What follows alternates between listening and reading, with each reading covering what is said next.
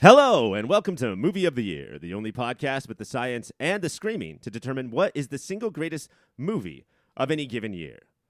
Tonight, or this season, we are doing the year 1984, and we are deep into it. I won't describe how deep we are because got a lot of letters about the way I did it a couple weeks ago. But the movie tonight is, let me get all of this correct, The Adventures of Buckaroo Banzai Across the Eighth Dimension. Our longest title, if not our best movie. Tonight is, as always, a game show. So throughout our discussions, our panelists will be awarded points based on their incredible knowledge of the film, analysis of the movie, compliments to me, and whatever I want to give points to. The winner of tonight's race will, of course, be my best friend for the next week. And our first panelist tonight is Greg. Yeah, I'm here, and I'm ready to fulfill the role of your best friend for a week, Ryan. That's something that I'm going to take very seriously. And so with that in mind, I watched this movie so intensely this week. It looks like that you prepared. You brought like a bag of like various lotions and perfumes. Yeah, because I felt like everybody in that probably smelled really good. So I wanted to smell really good myself. I appreciate that. I appreciate you doing that. Going up against Greg is Mike. I've too have been training to be a best friend. I've been texting people back more, sending memes, saying "ha ha, so you." Let's get brunch. Working my emoji game and speed, and yeah, I think I'm ready. I think you're doing an absolutely wonderful job. Let's see if anybody else is here. How about, much like Buckaroo Banzai has many, many jobs, check this out. The editor of ScreenCrush.com, the co-host of the late great podcast Film Spotting SVU, author of my 3-year-old daughter Parker's favorite book, Marvel Spider-Man From Amazing to Spectacular, and the author of my daughter's least favorite book, Opposable Thumbs, How Siskel and Ebert Changed Movies Forever. Sorry about my daughter's response to that, Matt. How are you? Matt Singer's here. Wow, that was a real roller coaster. I pleased a 3-year-old and then infuriated a 3-year-old in the span of 8 seconds. That's a new one. So thank you. It's always nice to hear what readers think of your work, whether it's they enjoy it or they despise it. So yes, it's a delight to be here. Thank you. I'm glad your daughter isn't here to help personally harangue me. I guess that's a benefit. She said that the Siskel and Ebert book is great for coloring in, but she'll get there eventually. For me to poop on it. I think she did poop on it at one point.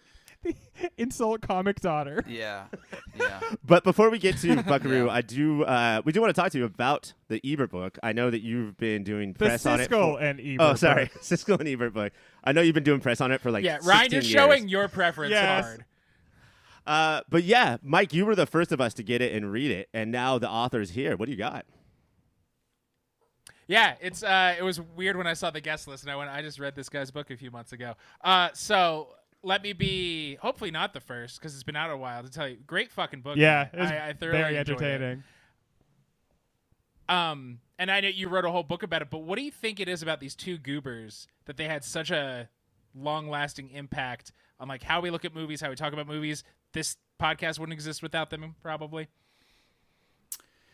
Well, I think it has a lot to do with that fact that they kind of pioneered this format that has become so central to all kind of film criticism. The idea of not just one film critic writing or even speaking on radio or TV like, well, this is the movie and here is what it is. It's, they were the first ones to do a show that was two guys arguing about it, and that they often vehemently disagreed.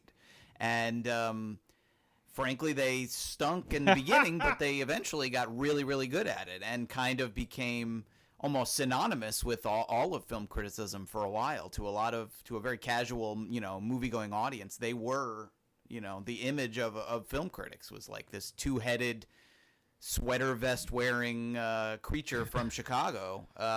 That was what a film critic looked like, was these two guys. So I think that's probably why they did have such a huge impact, is that they kind of pioneered this form that, it's, unfortunately they're gone, but the format, has kind of mutated into podcasts and YouTube and all these different other spaces where people, talk about movies, because at its core, that's a big part of what we love about movies. It's not just watching them, but kind of talking about them, debating them, arguing about them. That's half the fun. That they became synonymous with movie reviewing is kind of ironic, Matt, because something that you point out in the book that I did not know until reading it was that neither one of them is like comes to it as a film critic initially. It's kind of like a job that they end up with. Do you think there's any element to that speaks to their success and why they connected with people so much? The fact that they are kind of like regular guys before they're actually critics? Yeah, I think that was definitely part of it. And you're exactly right. Like these guys didn't grow up, they didn't sit in Chicago or Champaign looking up at the stars as children going, someday I shall become a film critic. That was not in either of their plans. They, Ebert wanted to be a writer, maybe a journalist, kind of always hoped he would become one of those pipe-smoking English professors who writes the great American novel. That was, according to Chaz Ebert, that was sort of his vision for himself for a long time. And Siskel kind of fell into becoming a journalist because he didn't want to do anything else when he was in basic training in the Army. And they were like, well, you could do these horrible menial things, or you could learn how to do pay stubs, basic, news reporting 101 kind of stuff.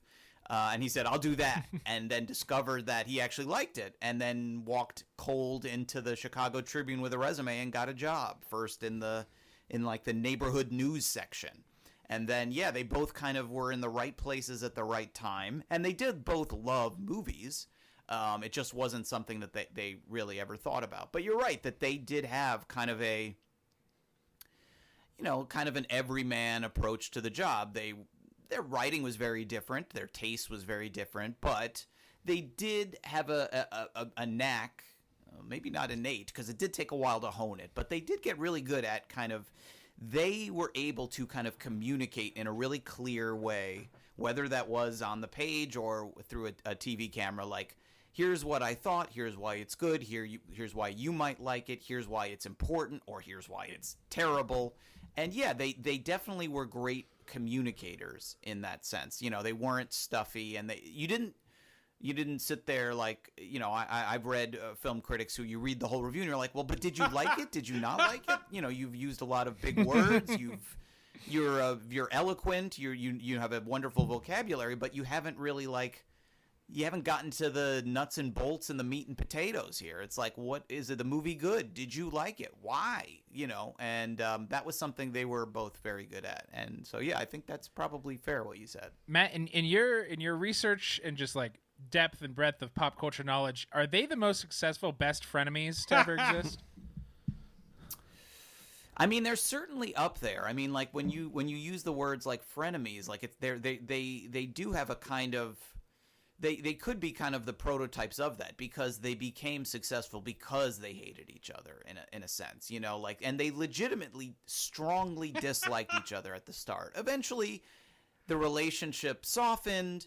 They came to definitely appreciate each other because, let's face it, when somebody is helping you get rich and successful and famous and all of these things, probably it's harder to hate them at a certain point, I would imagine. And so their relationship did soften. They did warm to each other. And, they would say by the end of their time together, they would describe themselves as kind of like a sibling rivalry. That they could love each other, they could, and when they had a common sort of goal, they could work together. But also, if one pissed one off or one thought that one was getting perks that the other one wasn't getting, watch out. And that is very, I have a brother, and we're actually not like that at all, but I have two daughters, and they are exactly like that. They constantly fight over every little Matt, thing. the thing where in the dumbest, most the thing where Siskel needed to have a cushion. It's the cushion story. The cushion and then, story so is the they most had to sibling get thing. one for the other one, but it couldn't be as thick so they had to align the thicknesses of the cushion so that each good boy got a cushion, but that they were still the right height next to each other. That was one of the best anecdotes in the thing. Yes. Yeah, and it's absurd, and it is 100% something I could see my children doing. Your children doing. Them, Your a children TV show. doing. Right. Well, they had that. That's the kind of. That's the kind of relationship they had, and they could be very immature at times. These, you're talking about a story where they were like fighting over who. One needed a cushion to be tall enough because on camera, Gene was much taller than Roger, and so to be on camera together, they had to kind of look roughly the right height. So they got a cushion to put on Roger's seat. And Gene felt that was unfair because where is my cushion? Why does he get a cushion? But see that. So they had to sort of get him like a. Your book makes such a good case though for the absurd, fact that animosity, like they tried so many different versions of this show over the years. Like they had the same set, but they brought in a whole bunch of different sets of people. They tried different people with Ebert and everything. But the pettiness, which it could be at times, that was like the fire I think that people cared about, Matt, and that's really your book illustrates that so effectively, that like that kind of slight bitchiness with each other, never giving all the way to like fisticuffs, but just like completely digging at each other.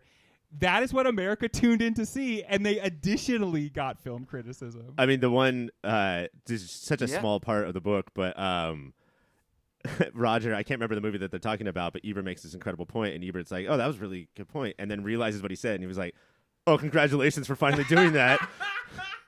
Stupid idiot. Matt, we do have to go. We do have to talk about Buckaroo. But one thing that I'm always fascinated by, because I read books a little bit differently than these two. They don't have a kid. What is the audiobook process like? How long did you spend? Like, it's 9 hours, I think. Did you hit it in 9 hours? Just one take, Matt, and then out of there? Matt.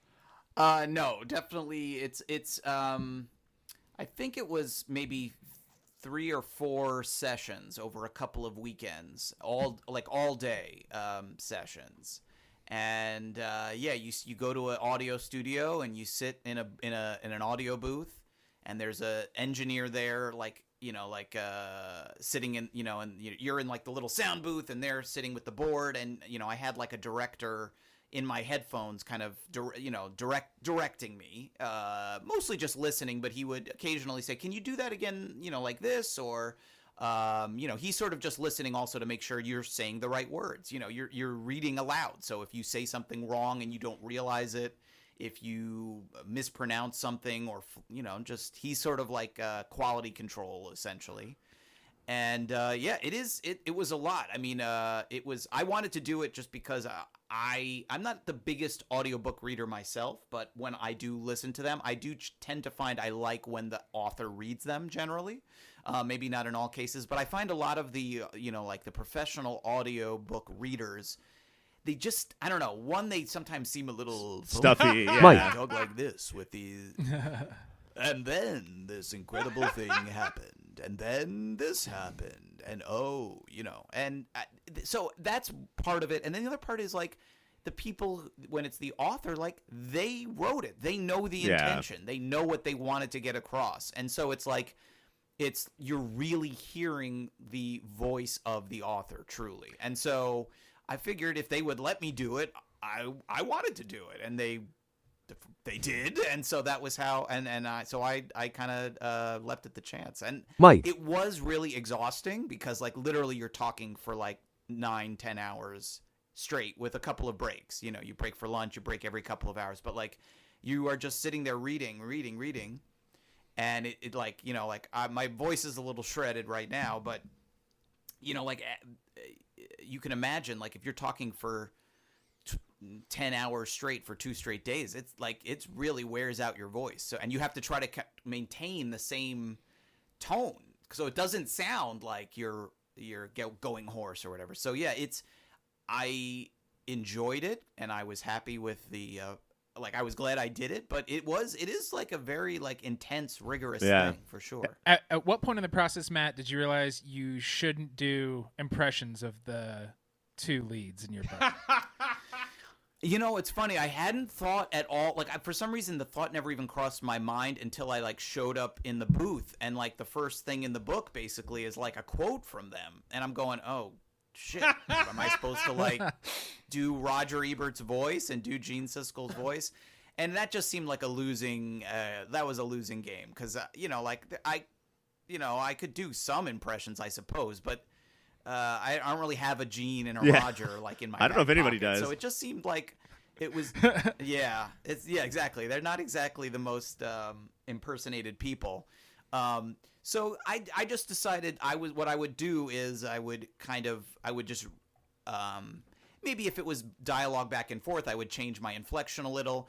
A lot of times the quotes that were from the show I was familiar with, so I would do my best to kind of recreate their like rhythms of speech without imitating them. I have so many more questions, but we got to get to the movie. One last thing. You said you did 3 or 4 recording sessions. By the 4th session, were you off book? Did you just go in, not even open the book and read it? No. Okay.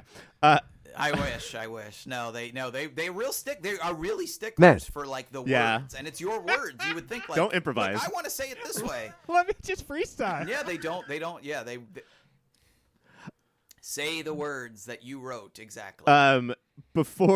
So again, all 3 of us. Mike read it a couple months ago. Highly recommended it to us. Greg and I crammed through it this weekend, and incredible job. If you think that you don't have the time for reading it, because reading's hard and you got to look at the words, I highly recommend the audiobook. It's the perfect type of book for an audiobook because it is like it feels like a 9-hour like the best podcast you'll ever hear. You know, like there's not like it's not like Ulysses or poetry, you know, like you just get this deeply engrossing true story about these 2 guys. I feel like calling it a podcast is, you know, demeaning From it, us, but, it's a compliment. but yeah, no, it's a very big compliment. And if you watched this show at all, and this was this was on every week in my house, it is such a love letter to the show. And also I think it does a really good job of pointing out like they are the origin point for a lot of podcasts. A lot of people who are not reviewers getting together and talking about movies because that's what makes movies fun. And yeah, it's a very, very cool book, and I couldn't recommend it more. You could definitely trace the line from their bitchiness to our bitchiness, I'd say, to each other. Everybody loves it except for 3-year-olds. I think that's pretty known across the board. So I'm gonna try it again when she's 4, and I bet that's when it really kicks in. Mike, we have to talk about Buckaroo. Yeah, that'll hook. So yeah, Buckaroo Banzai, blah blah blah. We're gonna get in depth in a second, but overall thoughts. What do you think of the movie, Mike? Me? Starting with me? Is that you said my name? Yeah, overall thoughts. I have seen Mike. I had seen it so long ago, but in such an inebriated state of mind, let's say, that I would not recommend. And this is one of the movies that people would be like, oh, were they so high when they wrote it? And I'm sick of that fucking take. People have creativity. And I loved this shit. Movies are so annoyingly antiseptic these days. And man, did I love this rough, weird mess of a movie. This is the shit. Matt, what's your history with it? And like, how many times have you seen it? When did you first see it? And what did you think of it this rewatch? I don't know how many times. I've seen it a few times. It has been a while. That was, I guess, probably the main reason when you asked like what movie, you gave me like a list. I think I probably picked this one just because I like it and I hadn't seen it in probably at least, I don't know, 5 to 10 years. So it just seemed like a nice excuse to see a movie that I like and see, kind of check in with it, see how it's holding up. It is not. It feels like a movie I would have loved as a kid, but I don't even think I ever even like was aware of it until I was probably in college. I think that was where I probably saw it for the first time, and I think I had the DVD, and I actually discovered that I had an unopened copy of like the Shout Factory Blu-ray, which is a really cool set. It has like a 2-hour making of documentary. Great. I'm a big fan of any making of documentary that's longer than the movie that it is about. Buckaroo Banzai is like 100 minutes, 110 minutes, whatever it is, and this documentary is like 2 hours and 10 minutes long. So it's very in depth. I didn't actually even have time to watch the whole thing, but there's some interesting stuff in there. And I don't think it is not one of my like hallowed classic movies like that. And having revisited it now, it's not like I'm going to be like, I'm going to put this in the rotation of a movie that I watch every year or two. And I have a few movies like that where every year or two I just have to watch. I don't know, Spaceballs or the Naked Gun or Ghostbusters or even like honestly like Citizen Kane is a movie that I watch every year or two. But so it's not in that pantheon for me of like the movies that I could watch a million times. But I did enjoy revisiting it, and I think it's just the comparing it to an antiseptic modern movie I think is pretty fair and right on the money. And it's just like I have a real soft spot in my heart for any movie that's just so weird that you can't believe it got made, especially from like a studio, and in this case, this is not the biggest budget movie, but it's a studio movie. There's studio logos at the top of it. There's, like there were executives in charge, and actually, according to that documentary, apparently the main executive in charge of the movie was a gigantic pain in the ass and was causing problems, and probably the movie would be even better if he hadn't been involved, because he kind of tamped down. As weird as the movie is, it could have been even weirder if not for this guy. He's probably a red light so droid. we could talk about that. But yeah, I think, yeah, maybe. I think it's a very like an admirably strange, quirky movie that is just it is on its own wavelength. And it's making zero concessions to the audience, and it's not trying to explain. Like, there's so many things about the movie that are just kind of weird and funky and bizarre, and there's very little exposition to try to like catch you up on what you're seeing. It's like you got to buy the ticket, you got to take the ride. We're not going to spoon feed you the Lectroids and the Eighth Dimension and Buckaroo Banzai and the Hong Kong Cavaliers, and it's like all those things I just mentioned, like there could be like 45 minutes of exposition on any of those things, and all of those things are in this movie with almost no explanation. All right, and the moment we've been waiting for. What did Greg? Well, I have no history with this movie, and to me, I think that's a shame, because this movie should be something that your uncle takes out when you're spending the night at his house and you watch it with him, and you just laugh the whole time at all these stupid jokes. But I have to say it's not perfect. There, I think, are pacing issues. I think that there are highs and lows. But I'm so glad that we have been also talking about Siskel and Ebert tonight, because I think this is the perfect movie to tie into a conversation with them, because they both at different points said something like, you have to look at a movie and ask yourself, what is it going for and how does it achieve that? And I think that this movie clearly sets out its goals and it achieves all of those goals. I liked it a lot. I thought it was really good. I think that there's some empty calories in it. I think there's some emptiness and some pacing issues, but it is always, you're just a couple minutes away from a line that is delivered perfectly and with a lot of humor. And, I would think the artistic product of the 80s would be kind of like staid and boring, maybe. But obviously the culture is weirding out as a response to like hyper normalcy, I feel like. And this sort of like absolute bonkersness is a great antidote to like 1984's like hardcore return to normalcy on a like maybe a political or socio-economic level.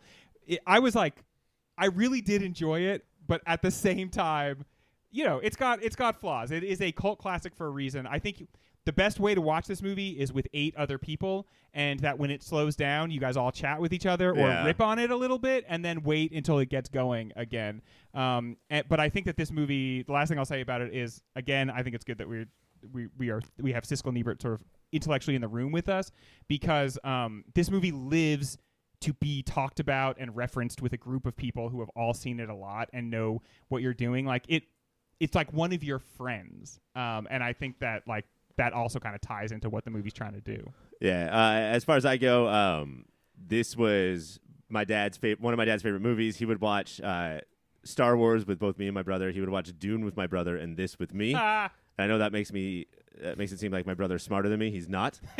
Just want to make that clear. No, I can back that up. That's not the true. dumb Dune too. That's not the new smart Dune.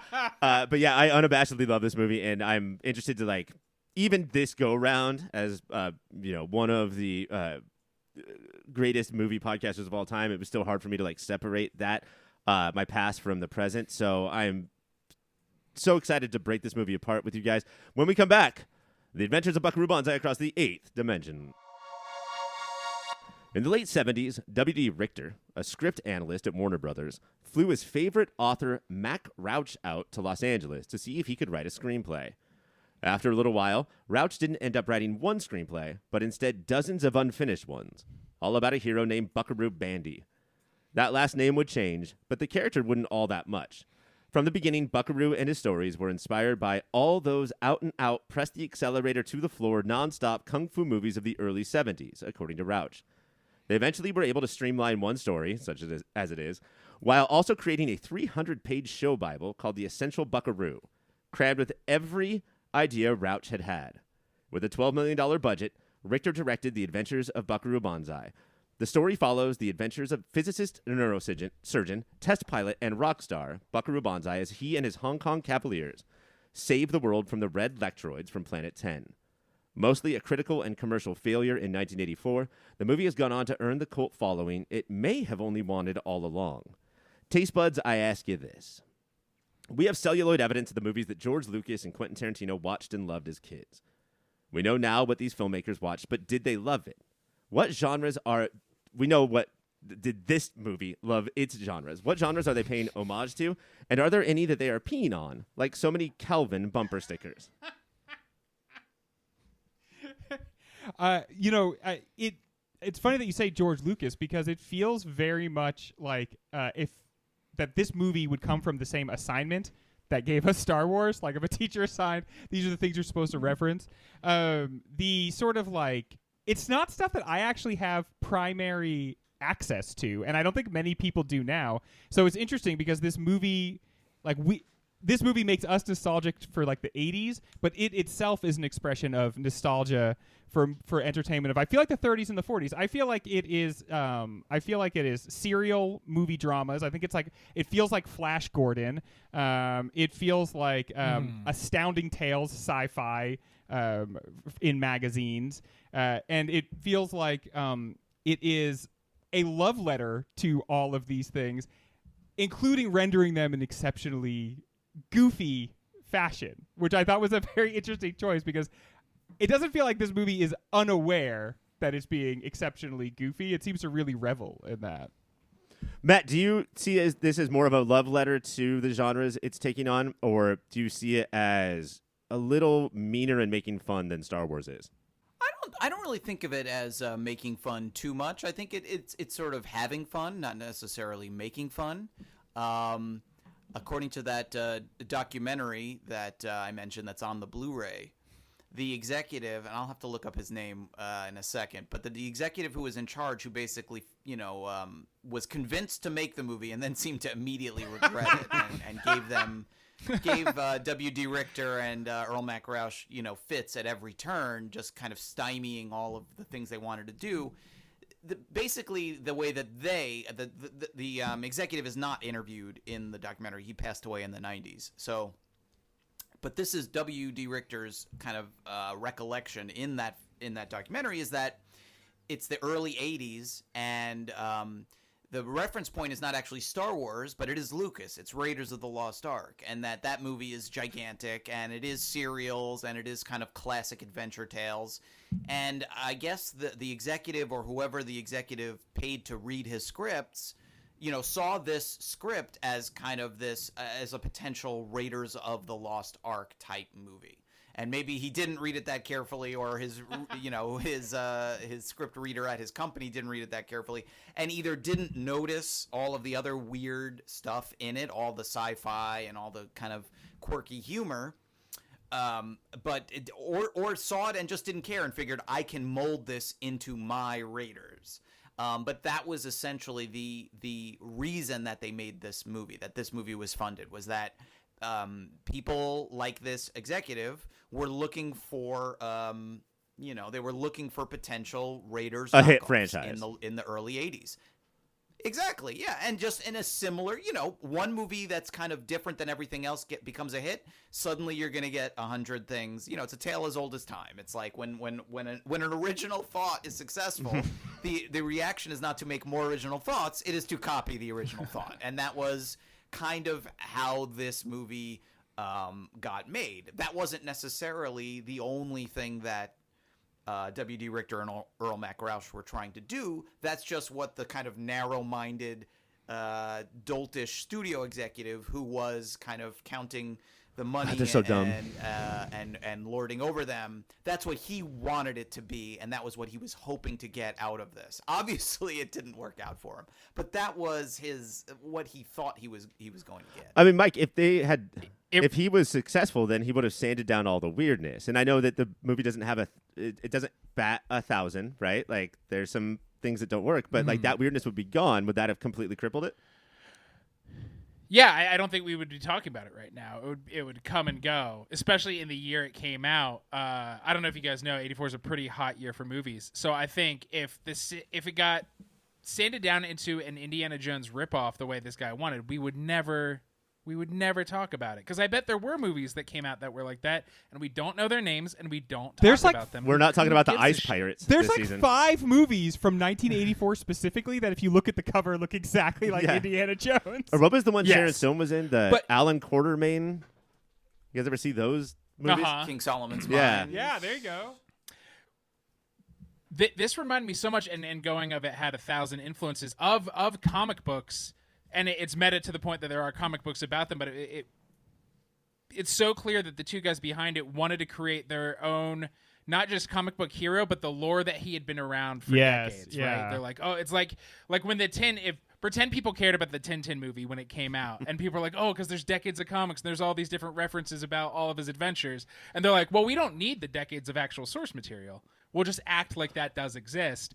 And it's so interesting compared to the journey of comic book movies. So when they got bigger, like in the late 90s, early 2000s, they were sanding down the weirdness. Yeah. And they wanted it to be like more straightforward and, weirdness creeps in. But part of what makes comics amazing is the goofy, dorky humor Colorful. that they avoided for so long, and colorful. And so just to create that out of cloth, and like everything's always based on something else, but to create your own whole world, I think is so impressive. And just to be like, we'll have all the genres just in our little cauldron and mix them together. I mean, to your point, actually, what I was saying earlier about what I like about it is that it doesn't hold your hand. I mean, I was a huge comic book fan as a kid, and when I start really reading comics, it's the early 90s. It's the 30th anniversary of Spider-Man. Yeah. Those were the books that really like hooked With the me hologram as covers. like a obsessive reader. And exactly, yeah. Amazing Spider-Man 365, the black cover with the webs with a hologram Yes, on top. hell yeah. That was the first one that I bought that really hooked me. David Michelini and Mark Bagley.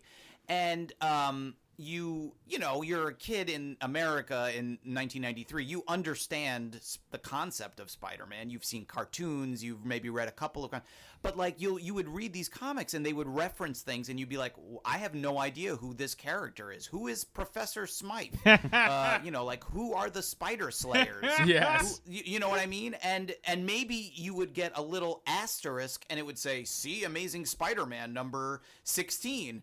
And you'd go, well, I don't have a comic book. How would I Goes do back that to comic the book? 1960s. Right. Now you could just open up Marvel Unlimited and you could read the issue. But back then you kind of had to take it on faith. And so what you're talking about, where there's this whole mythology around Buckaroo Banzai that you only half understand, it does have the feeling of like reading a comic that's been around for 30 years and you're coming in 30 years late. And you're just kind of having to go along for the ride. And so, yes, I think exactly what you're describing is part of the charm of the movie. It's like if you've ever had that experience of, like picking up Doctor Who, like now, or trying to read a comic book that's been around for decades, it sometimes has that, like, I don't understand what's happening, but it's fun. And I also get the feeling that the people who get it, like, get it. Yeah. And the people who are making this are really into it. And so that sort of spirit of, just trust us is kind of, if you're you have to, it's not for everybody, I suppose, but if you're that sort of brain that is into that, it works. If you want to just chase the vibes and scratch the itch of it's a broader universe, and just wonder and just like slam on your bed, on your belly, kick up your feet, and just think about all the other adventures and what is the World Crime League, and just wonder.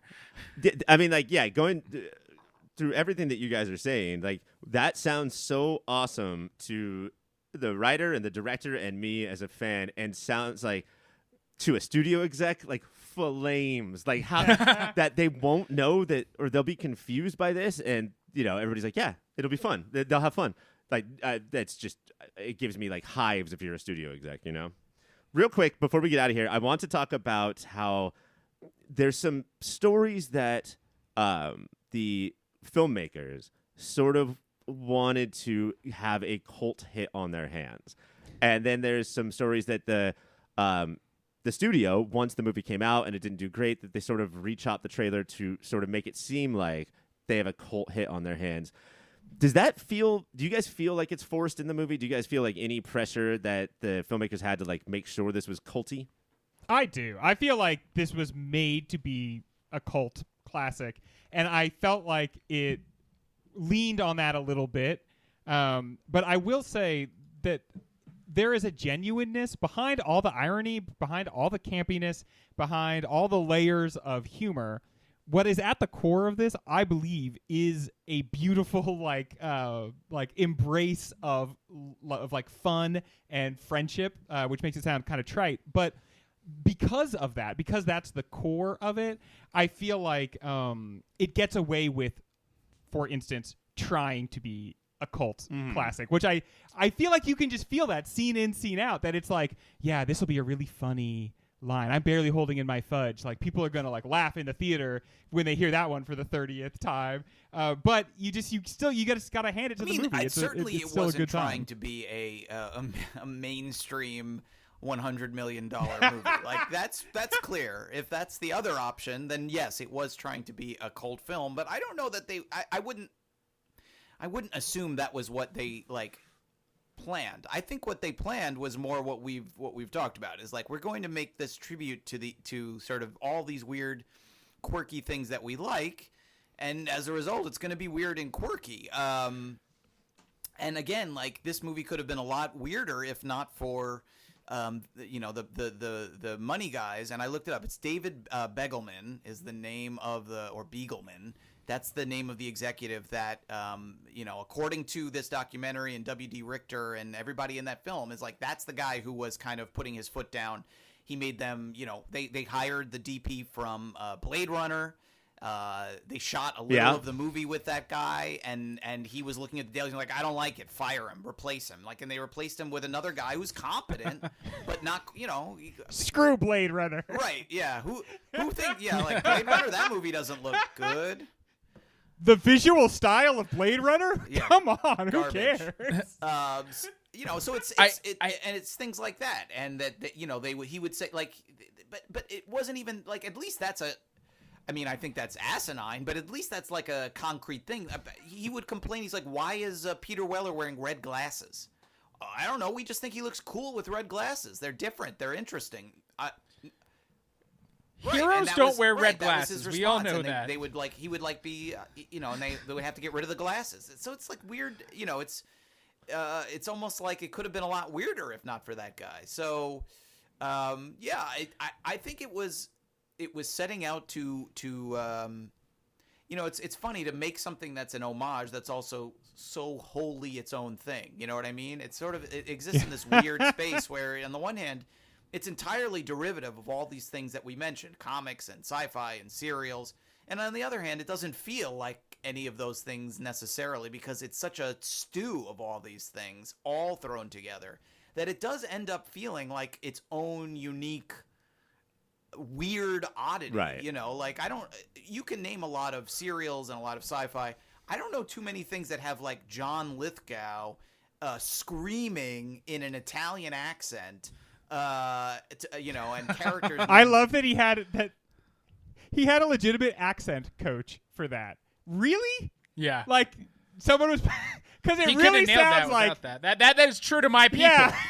Well, he didn't. I mean, the story that he tells in that documentary is that he didn't have he has a credited dialect coach in the credits, but actually what happened was there was a guy who worked at MGM as like a tailor, who had like been he had done costume fittings for him on other movies. and he had a cool Italian accent, this old guy. And he was like, I kind of like the way he talks. And he had him record all of Worfen's dialogue. Just recorded it into a tape recorder, and then he would listen to it and extrapolate from that, and that was where the origin of the voice came from. And then afterwards, he was like, hey, can we, as a joke, give him a credit as a dialect coach on the movie? And so that's how he wound up, like, credited on the movie. It's like Roberto something or other is and he was just like a tailor at MGM, but he got credited. And he said for years people would ask him, like, oh, can you tell me the name of your dialect coach so I want to work with him? And it was just a tailor who worked I at saw that performance MGM. and I loved it. I think when it comes to like real quote unquote cult movies or like mercenary cult movies, like it's designed to be that, is that there's a love for the material here, and even though it's like so dense and opaque, there's like a welcoming the audience in. You're going to talk about the Lectroids and different things versus like the Sharknado movies or like Psycho Gorman. Like there's more modern cult movies feel so forced, and maybe it's because the filmmakers grew up watching this stuff, so they're trying. But it feels there's not a try hardness here, or really they're trying so hard that it is overwhelming, and you want to jump in. Versus those movies that are like it's so bad people will love it. If that's what your goal is, fuck off, because I don't think that's actually going to be interesting. Then anytime the artist can be like, no, we wanted it to be bad. I don't think these guys wanted this to be bad on any level. No, they wanted to be insane. This is a movie that's made with love, and also if you try to be a cult movie, you will fail. This became a cult movie, so therefore whatever they did, it worked, right? So like for every fudge my pants or whatever, there's a nice watermelon, the fucking funniest thing that's ever been in a movie. Or why is there watermelon there? And then I'll explain later. We'll talk about that later. Man, the audience, spoiler alert, we don't find out anymore about that.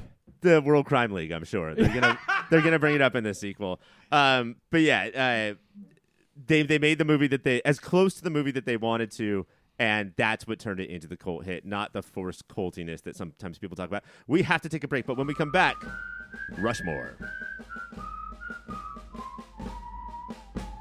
Mount Rushmore! You know what that sound means. We are here to build a mountain, and I am not Ryan. He, of course, got trapped in the 8th dimension. The oscillator broke down while he was halfway through that mountain, so some weird gooey brain-looking thing is probably just swallowing him whole.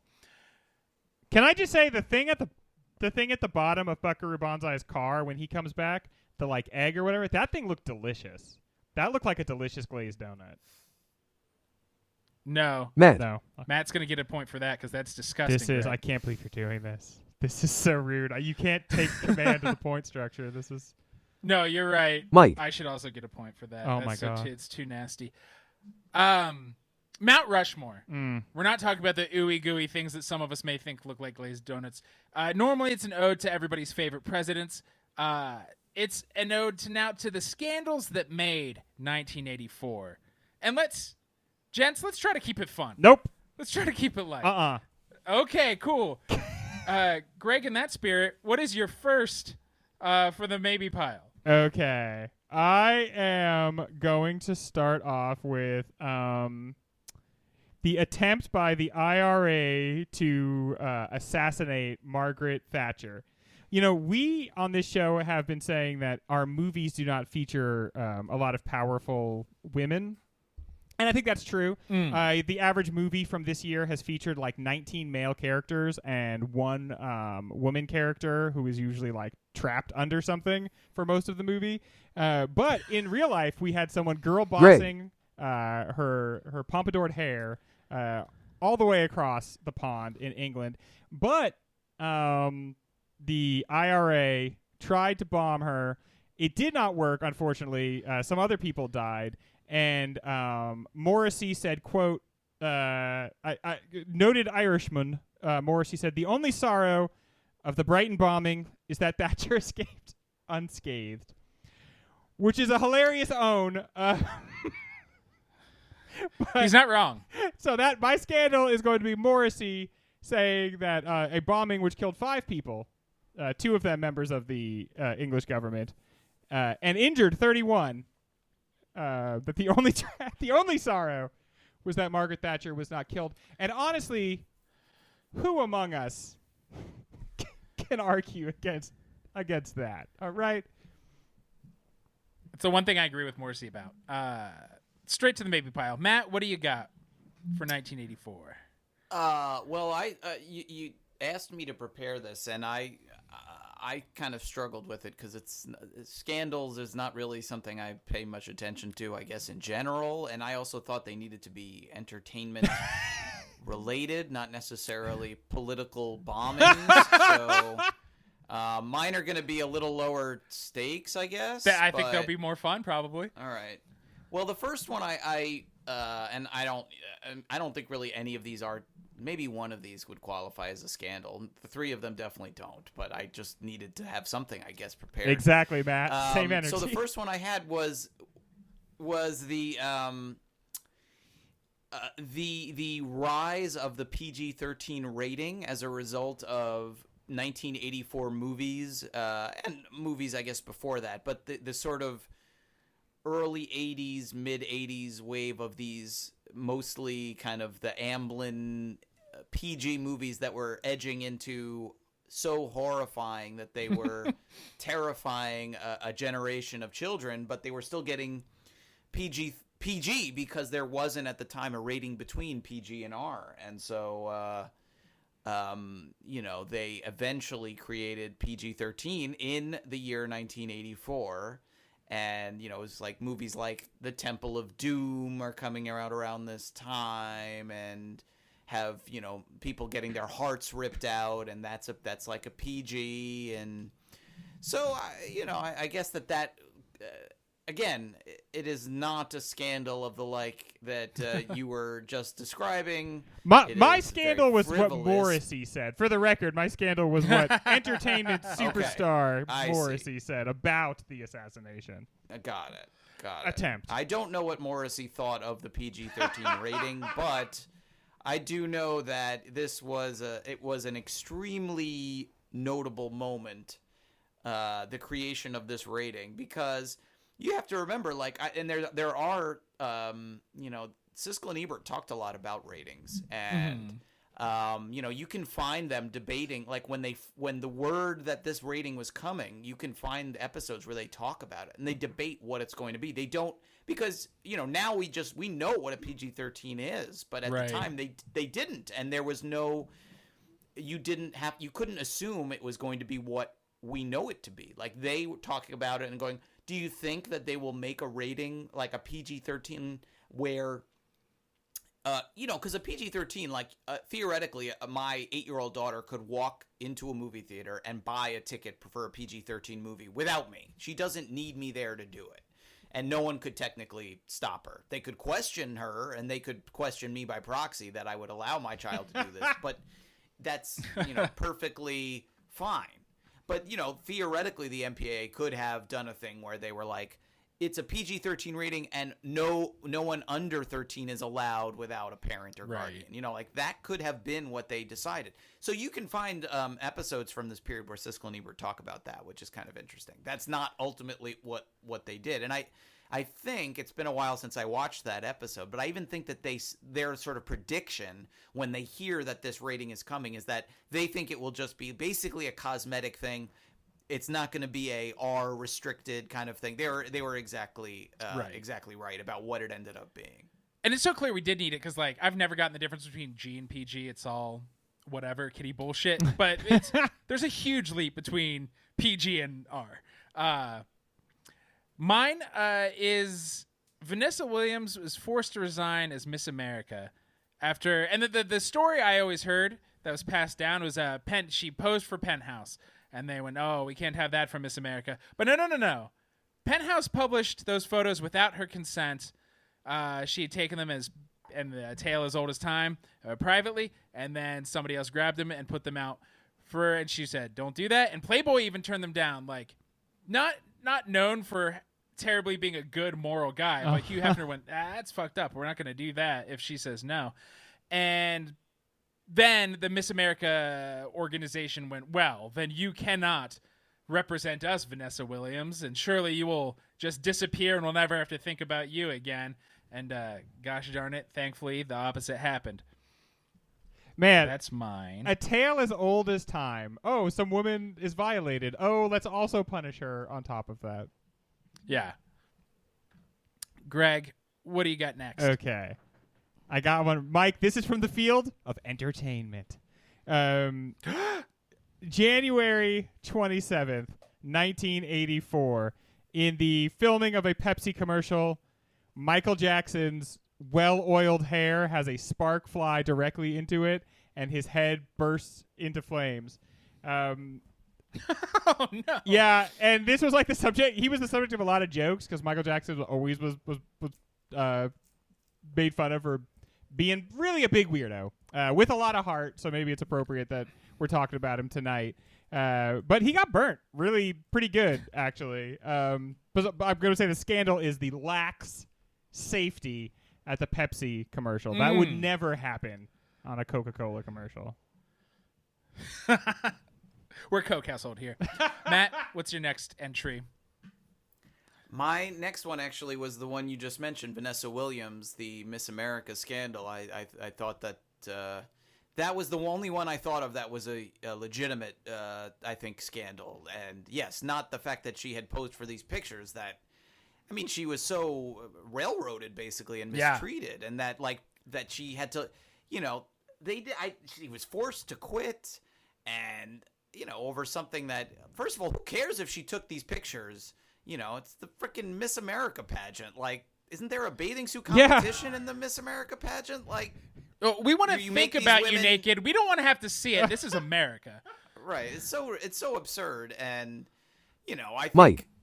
she was the first African American winner, which the fact that this is 1984 and that happened, that's probably a scandal in and of itself, perhaps. But I know that even in 1984, even before this whole thing came out, that she was facing all sorts of disgusting, racist reactions to the fact that she won. She was Miss America, which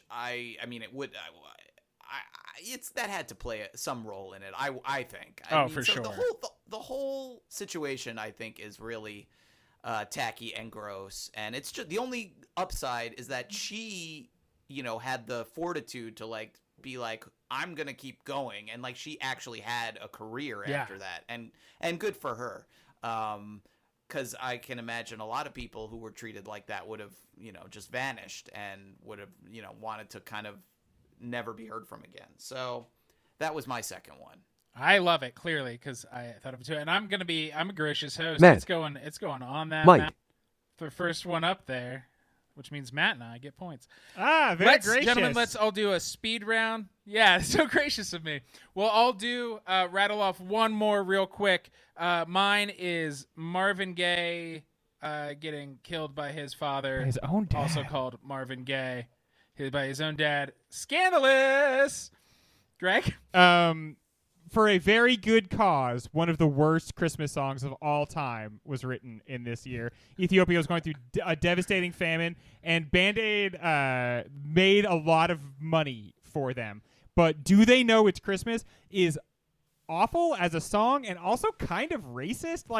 You can, do they know it's Christmas? I don't know. I don't like the energy of that.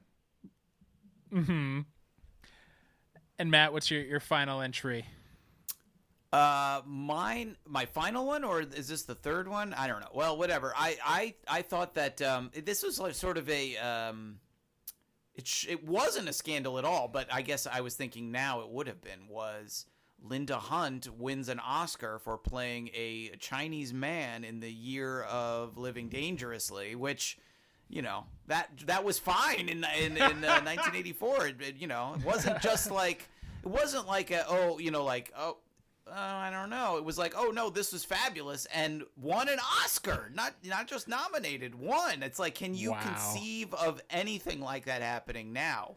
Of this white woman playing a Chinese man in a film, and all that entails. If you've never seen the movie, just go watch the trailer, go look it up on YouTube. You'll see what I'm talking about.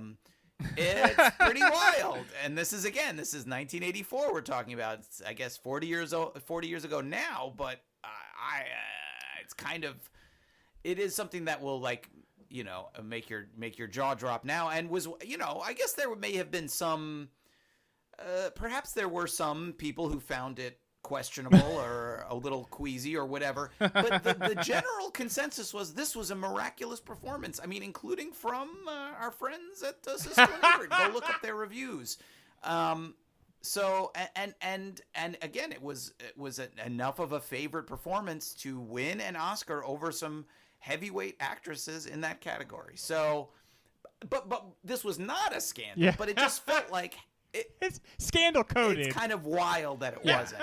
So when I was looking up things that to talk about here, that just seemed like something that might be worth throwing into the pot. I love that. Is wild. The closest thing we have is Emily Stone. I call her Emily. Emily Stone, because she prefers to be called Emily. Everybody. Playing a half Asian woman in Aloha, but thankfully we all decided to pan the movie and make fun of her for the rest of her life, as we should, not give her an Oscar. So your Mount Rushmore of 1984 scandals is the aforementioned Vanessa Williams getting railroaded out of being Miss America. We are going to throw up there, Greg. It wasn't even on my radar. Greg. Do They Know Is Christmas coming out at all? It is a terrible fucking song, and it is scandalous. I'm going to say Marvin Gaye, just because he's one of the greats, him getting shot by somebody so named Marvin Gaye. That's wild. And then, wasn't a scandal then, but we're here to reframe. Linda Hunt winning the Oscar is bananas. We are now going to take the quickest of breaks, and when we return, turn our eyes once more to the adventures of Buckaroo Banzai across the eighth dimension. That title is hard to say when you don't have it written in front of you. Buckaroo Banzai has a legendary cast of that guys, who's he's, and what's a hims. But let's start with Peter Weller.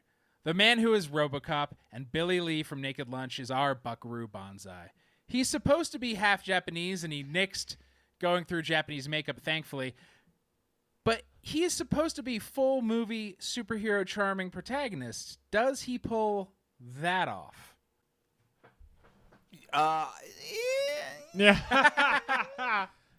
He's not the most dynamic presence. Maybe, not the most kind of raw charisma type guy. When I think of guys, who just ooze that sort of like that Kavorka, I don't really think of Peter Weller. I think he's he has an interesting presence, but I don't know if it's that, if he has that presence.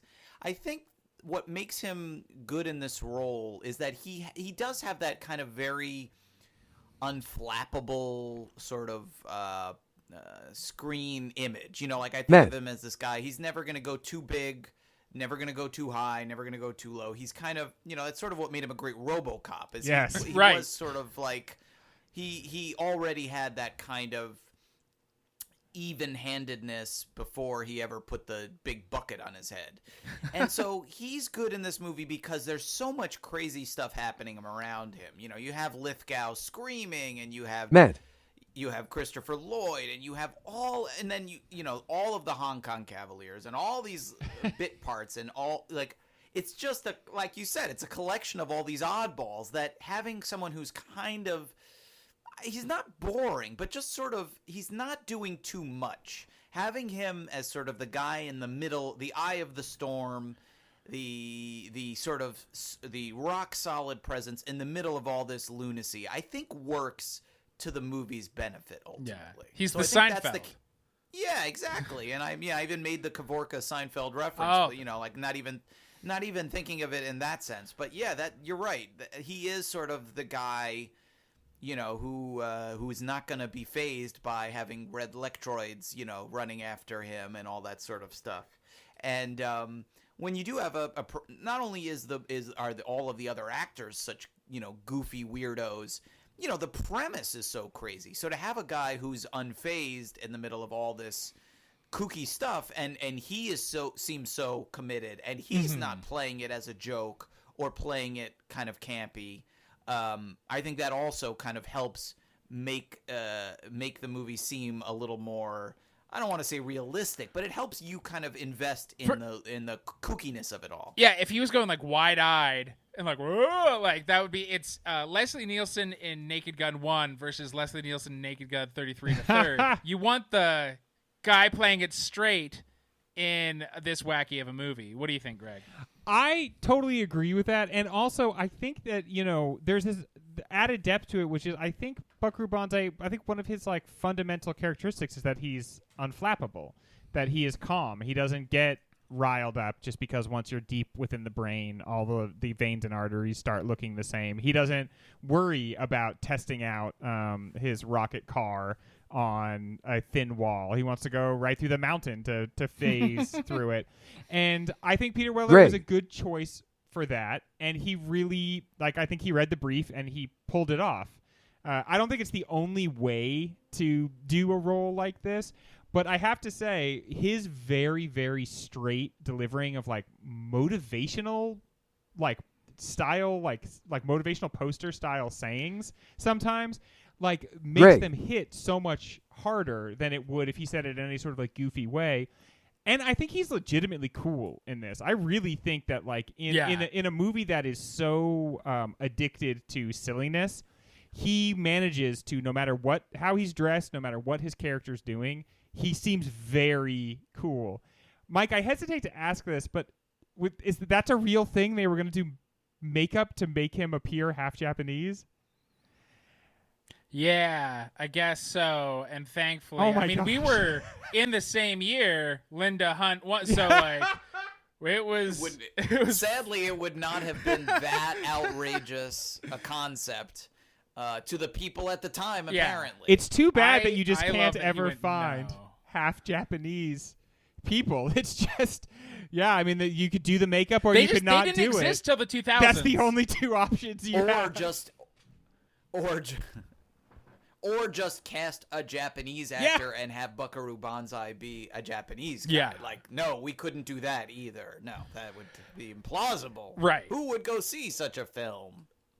Part of so Weller said he based Buckaroo Banzai on a combination of Elia Kazan, Jacques Cousteau, Albert Einstein, Da Vinci, and Adam Ant.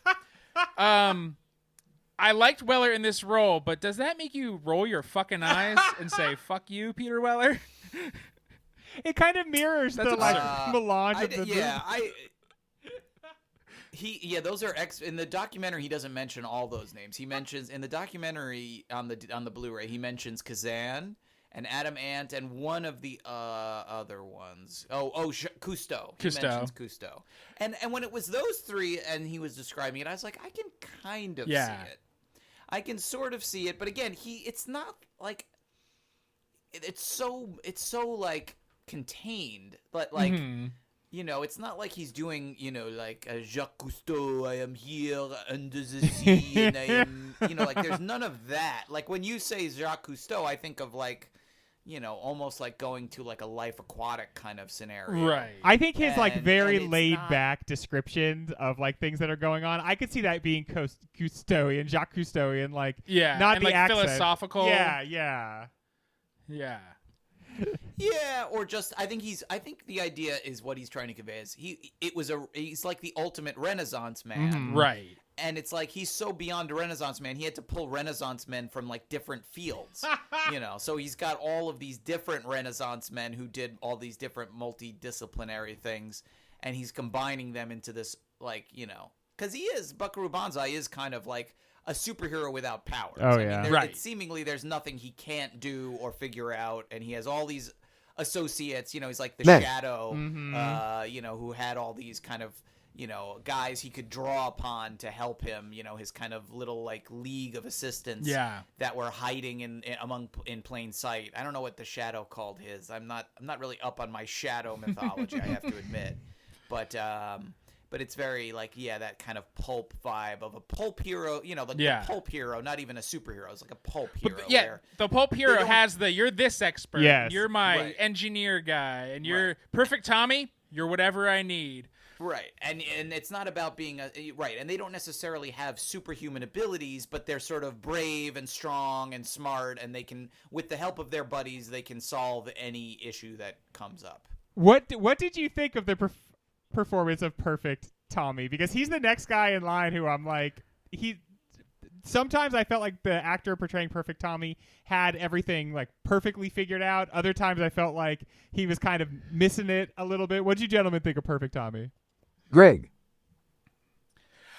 Lewis Smith, who is not Guy Pearce from Memento, even though my friend I watched this movie with kept saying it's the same guy, and it kept being like, he couldn't be, just how age and time work. He has since said, like in interviews and at cons and stuff, that each actor was told different things, and the director's like, whatever you think it should be about, and what do you think Perfect Tommy would do? So I think that's why you can see him trying to find it at times. But I do think like Perfect Tommy is almost like the worst version, not the worst version, but a worse version of Buckaroo, where he thinks he deserves it. I think Buckaroo is good at all the stuff he's good at. Perfect Tommy seems there's an arrogance there, and he thinks he deserves it not more than Buckaroo, but he's like, yeah, people should like bow down to us a little. My name's Perfect fucking Tommy. Like, there's an arrogance there, and when the scenes where that showed up, I was like, yes, I like this version of like the asshole on the good guys team. And the when he did that, but sometimes he just seemed confused. You could see that maybe in another world, Buckaroo and Perfect Tommy would have like a Maverick and Iceman vibe. Did you guys at all get like the kind of a little bit of the Iceman feeling off Greg. Perfect Tommy? For sure. Big Val Kilmer energy. I just thought if a guy's going to be called Perfect Tommy, and I don't mean to insult Lewis Smith, but I feel like you need to be more handsome. Lewis Smith, he's a handsome guy, but I need like the most handsome man I've ever seen in my life. Like I need like a hunk of man, like just right. like gorgeous. Otherwise, are you negging him? Is it a derogatory nickname? Oh, is that what you think that they? And were, that's like, why making he has a fun chip of on him? his shoulder. Well, I love the part. Maybe that's what's going on. I love the part where Buckaroo Banzai is like, "Hey, give her your jacket," and he's like, "Why?" And he's like, "'Cause you're perfect." And the way it works on Perfect Tommy, he's like, "Oh yeah, I am perfect." Yeah. Who of the other Cavaliers stands out as a role? Because they fade into the background, and part of why I like that, and like if you read the comics, of course you would love Reno, and I bet there's Reno fans, but if you're in the movie, probably not. But are there any of the other Cavaliers that stand out? Well, obviously you're going to say Jeff Goldblum. I mean, obviously, partly because he's Jeff Goldblum, and two, I mean, he's dressed like a cowboy, and for very little reason, and he's just kind of like, and like the most outrageous, like exaggerated cowboy. It's like he just was like he's showed up for an audition at like one of those like Western towns, like the place in Nope, where it's like where and he doesn't understand like what he's supposed to do. He just like someone told him it's an audition at like a Western, so dress appropriately, and that's how he showed up. And it's like he overshot the mark by 1,000 feet. So I would say him purely again based on the Goldblum essence, and then just the costuming. He really like when there's 10 of these guys in a scene, your eye is drawn to the guy who's dressed like. Right. A cowboy, like the most cowboy who ever lived. Like, and it's hard not to look at him. It's funny because he's another surgeon. He's from Jersey, so they call him New Jersey. That's his new nickname. And it almost felt like my headcanon, and because I love this movie because you get to just decide things because they don't tell you anything. Because he's auditioning for the Cavaliers, it seems like, well, I know these guys dress flamboyantly, so I guess I should grab an outfit like that. But it looks cool on Perfect Tommy, and he was like, I'll be the cowboy guy. Also, like he seems to hear that their name is Cavaliers, and he knows that they dress up, and so he kind of puts two and two together and comes to a rather erroneous conclusion about what he should look like. Another performance shout out. We have to shout out the character of the president. I guess because Orson Welles was mentioned in this movie, they were like, you know what? Let's have the president basically be not even Orson Welles. To me, it seemed like literally like Orson Welles playing old man version of Citizen Kane as the president. Yeah, Charles Foster Kane in his deathbed. Yes. I thought that was a really fun choice. Yeah. Kind of silly, but very fun. They supposedly this is another thing that aforementioned executive tamped down because like the guy on set was even like doing Orson Welles' voice, and the executive hated it and made them in post-production like redub the voice to make it sound a little less, like less obviously Orson Welles. Yeah. He was like, no, and there was yet another thing that they fought about. Was that character? That's so funny because he Ron looks Lacey, who I didn't. He looks just like him. He looks, but like he doesn't really Yes. sound like him. As I was wondering why. That's so funny. And that's the reason why is that if they had the original audio, he would have sounded more like Charles Foster Kane and Orson Welles. That's and so they funny. they nixed that. Yeah, it's Ron Lacey who's the famous Raiders of the Lost Ark. It's Tote. I didn't even recognize him. That's who that is. That's so funny. Wow. Like, I didn't notice it until after the movie, and I was looking up who these actors were, because I thought the same thing. I was like, what was going on there, and who was that guy? And then you click it, and his Wikipedia page is, like, the picture of him, like, with the hat and the glasses from Raiders. So there's another Raiders connection for you, I suppose, as well, which I hadn't even thought about. Man. I love the idea of this back and see the point. executive who, as soon as he greenlights this movie, goes, crap, I shouldn't have done this. No. I should not have done this. My only option left is to throttle all the life out of this movie. As much life as I could possibly drain from this movie. I must do it. Right. Thankfully, But you he couldn't- lost. there's only so much he could do, but he tried. He tried his best. The almost polar opposite of how Weller is playing Banzai, Lithgow is playing Dr. Emilio Lizardo / Lord John Wharfen. Does he work as the antithesis because Weller is so cool, calm, and collected? Does his go balls to the walls, go for broke? Or is it hey, Lithgow, we know. I think he's having fun. Yes, he works. He's fabulous. He's amazing. I love his performance. I think it's answer. incredible.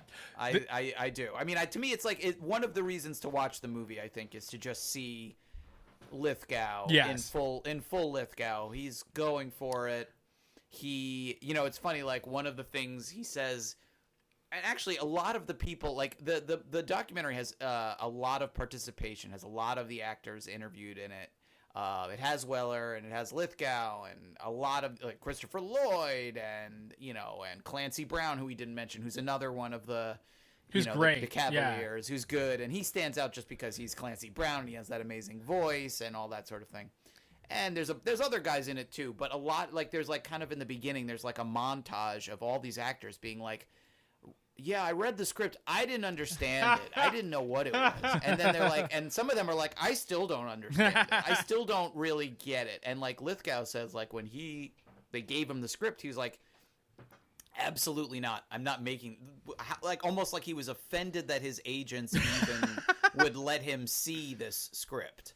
And I guess what happened was the agents for Richter and Earl McRaush talked. They talked Lithgow into meeting these guys, and Lithgow said he showed up for the lunch meeting or whatever, and the first thing that happened was I guess Lithgow had just been nominated for an Oscar recently when they have this meeting, and he said that one of the first things that anyone said at the meeting was like Earl McRauch was like, have you picked out the dress you're going to wear to the Oscars? And he said it with like a straight face, and he made Lithgow laugh, and he was like, Nice. oh, okay, so these guys are going to be fun. Like he immediately changed he did a total 180, and he was like, these guys are kooky and weird, and I still don't understand it, but they seem like they're going to be good guys to work with. And so that was and I think that he brings that energy of having fun to his performance. He looks like he is having a great time. One of my favorite Lithgow moments, and it is subtler, which is not a lot of those from him in this movie, is it's after we get his flashback. Like he's in the mental institution, then the flashback, we see how Wharfen takes over Lizardo, and he has like one of the electrodes on his tongue and like one in his ears, and he looks very like punk rock in '84 in the way he does it. And he's just like kind of shaking and looking, and I was like, I fucking love this guy. He gets this movie more than anybody else, but apparently not. We have to wrap up the performance talk, but I think we would be remiss if we didn't talk about the one woman. We hate to be remiss, right? Yeah, we never want to do it.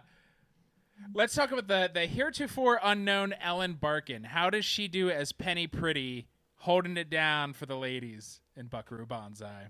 She has a tough job, I think, in this movie, and I think that she struggles a little bit, to be totally honest. It's not ever clear exactly what her motivation is. You know, she's distraught in the beginning. She's like, it seems like she's not sure of like who these people are, or what her connection is to them, or what her job is, and it just felt like the movie didn't quite know what to do with her, and maybe left the actress to try to make a lot of big decisions about how she's supposed to fit into everything that's going on. And I feel like the movie kind of fails her a little bit, and it's unfortunate because like she's literally the one woman in the entire. No, there's a couple. Yeah. There's a couple minor characters. There's a woman who like keeps just kind of like shaking her head in consternation whenever something like whenever anything goes whenever wrong Ellen with the Barkin like rolls up. with like the government types. But besides that, she's like the only other woman, and like the idea that she's like the exact copy of somebody they used to know like seems to underline the fact even more that she's the only main character that's a woman in a movie that has like 18 main characters. So I thought she had a kind of a rough go, all in all. Yeah. Matt?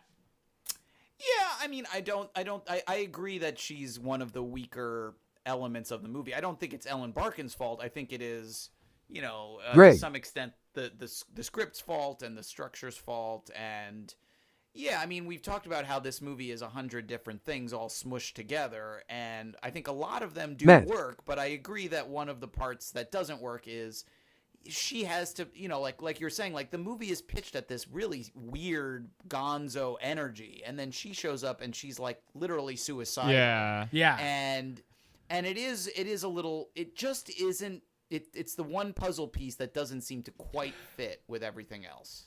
When I watched it and then learned it was based on however many scripts, and that's the plot line that I'm like, oh, I see that here for sure, where that's like from one of those, and they're like, oh, let's use it.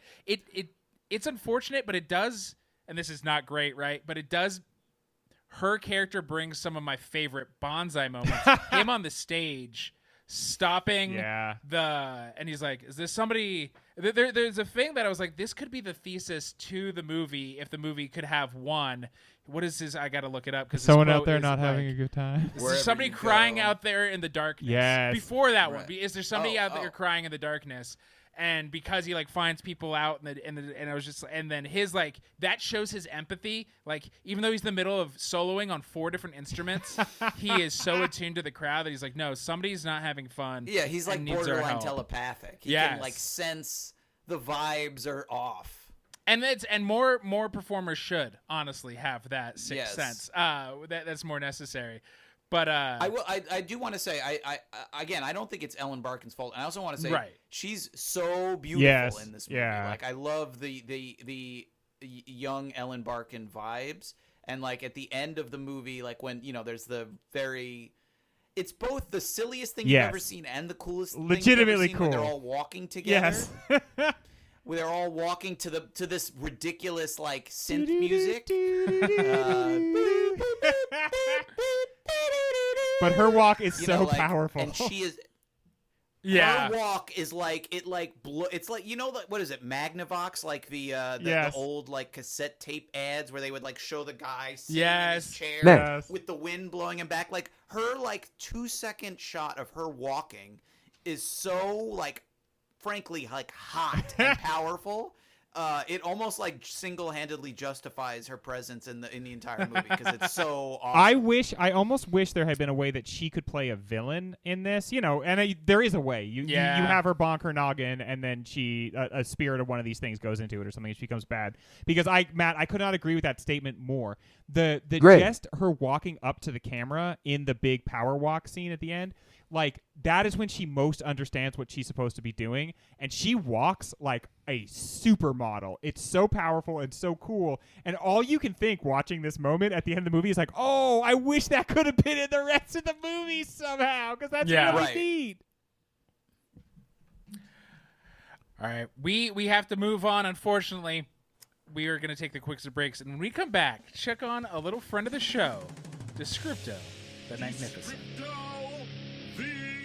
Magnificent. Magnificent!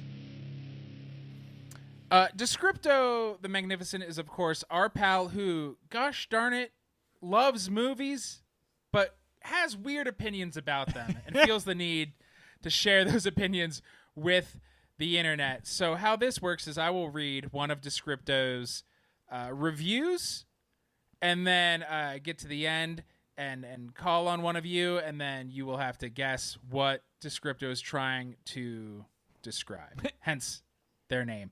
And then if you get it wrong, your opponent will have a chance to steal that point. All right. Starting in body rear window, body vertigo, body overacting, body femme toute nuit tout le temps pour aucune raison, body a chair. 1 star. Matt, what movie do you think that is reviewing? That was a movie review. I thought I just had a stroke listening That was- to it. And I apologize for my terrible French accent or impeccable French accent, depending on. Body Heat. I think that is a great guess, but no, Greg Steele. Body double? It was Body Double. Hell yes! Greg. Hell yes! All right. Our next submission. First off, WTF was Tommy on at the end, crying emoji. Also, can we talk about how nice Jason is? He always tries the door handle out before breaking down the door. Very considerate. 1 star. Greg? Oh, okay. So it's Friday the 13th, the final chapter? Oh, Greg. damn. You even got the full title correct. Yes. All right. Matt, we're going over to you. Cheapin, honestly, utterly disappointed. 1 star. That's kind of tough. Cheapin, honestly, utterly disappointed. I have no idea. I do not have even a guess, so you can go to Greg, I guess. Cheapin, honestly, utterly disappointed.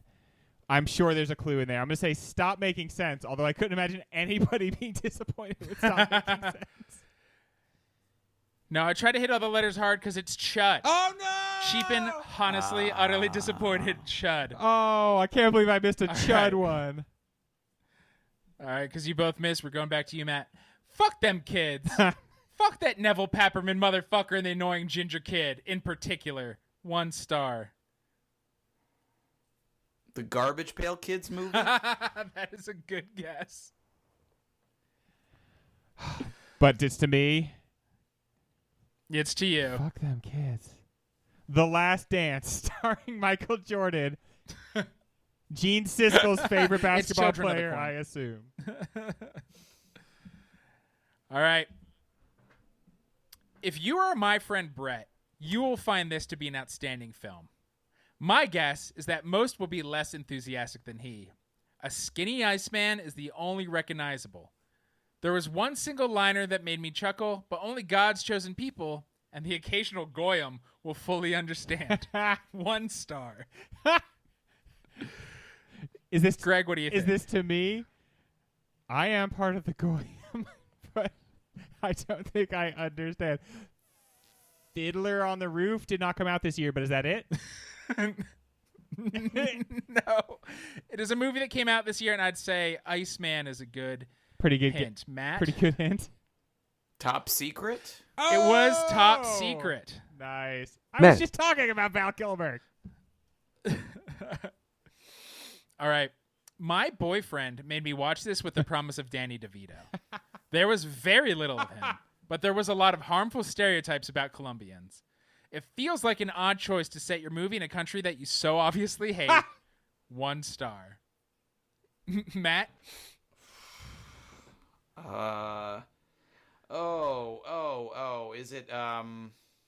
Is it Romancing the Stone? Man. Very Hell nice. yeah. It is Romancing the Stone. Hell yeah.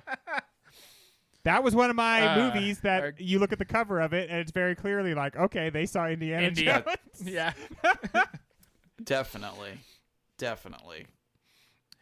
Greg, over to you. Okay. Not nearly as fun, as the David Bowie song 1 star. Stop making sense. Why would people give bad reviews to Stop Making Sense? It's so good. What am I doing? They would never. Oh, shit. I just realized what it is. Can I guess again? Oh. Is it Starman? It's Starman. Golly, of Man. course it is. Good gravy. All right. Matt, this one's to you. Right-wing fantasy schlock for the brain dead. Hits every bullet point of the conservative mindset. Fear of all others, nonsense understanding the world, extreme fragile masculinity, and the psychopathic desire to do violence on behalf of the state. Harry Dean Stanton's agent should have been fired for this one. He deserves better. 1 star. Oh man, none of the movies I was thinking of have Harry Dean Yeah. Stanton in them. I don't know if I don't remember him in this, so. Red Dawn? Matt. Dude, yes it is. Holy it is Red moly. Dawn. Wow. I still don't know if he was in that, but it was... Greg, over to you. Maybe the nerds got picked on because they were all guys in their late 20s and 30s pretending to be college freshmen? No stars. Okay. Revenge of the Nerds 3? Oh! 1984. Oh, yeah. Okay, let me Just Revenge of the consult Ner- my Revenge of the Nerds. Nerds 1? It's just Revenge of the Nerds. Crap. All right, Greg, we're going to give you one more chance here. Revenge of the Nerds, Mike. No. Sorry. The most overrated baseball movie ever. Oh. The most fawning, patently ridiculous, Christ-posed nonsense ever committed to celluloid. Roger Ebert was right on about it in his original review. No stars mentioned. The Natural. It is The Natural. Yeah. Greg. And that has been our friend, Descripto the Magnificent. We're going to take the quick set of breaks, and when we come back, more Buckaroo Banzai. Taste buds, the bad aliens are the red lectroids. The good aliens that the Hong Kong Cavaliers think are also bad at first are the black lectroids. How much Cold War / Red Scare and race relations are going on in this movie? Not that much, I don't think. Yeah, like the names are used. Maybe.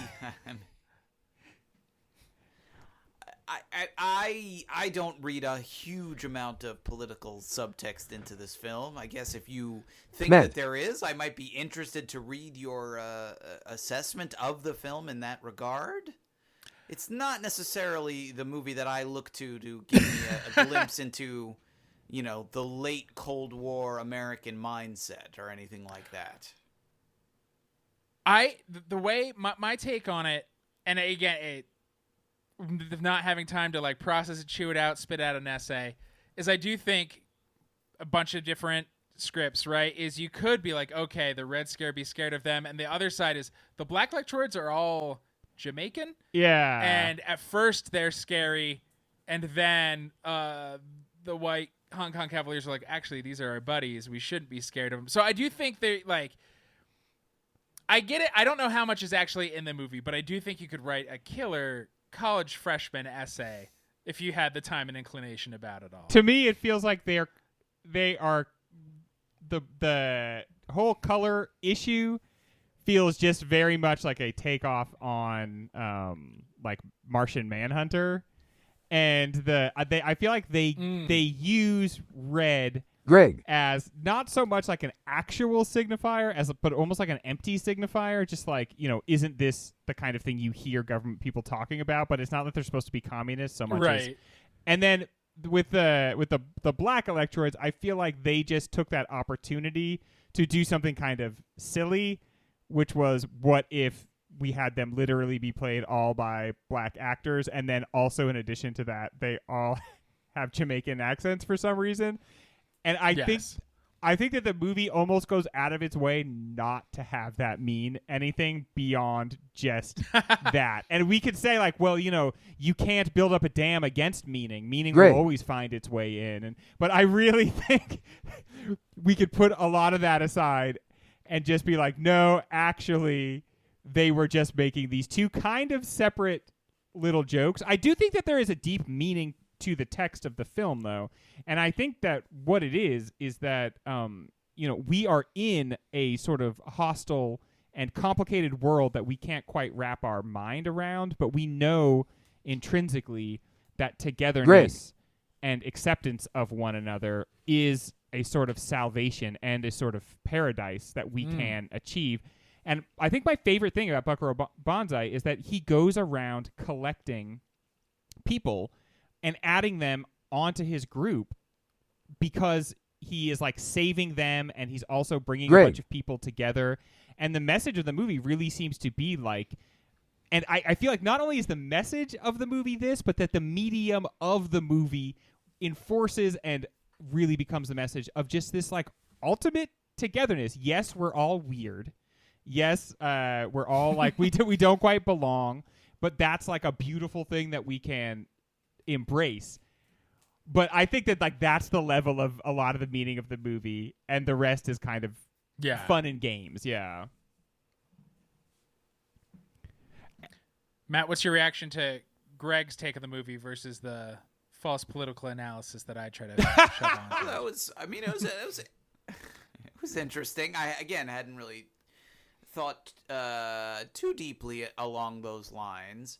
I mean, the one thing that I thought that was sort of similar was just the idea of this movie being, so obviously a potpourri of all these different genres and tones and styles. And that, the Hong Kong Cavaliers kind of,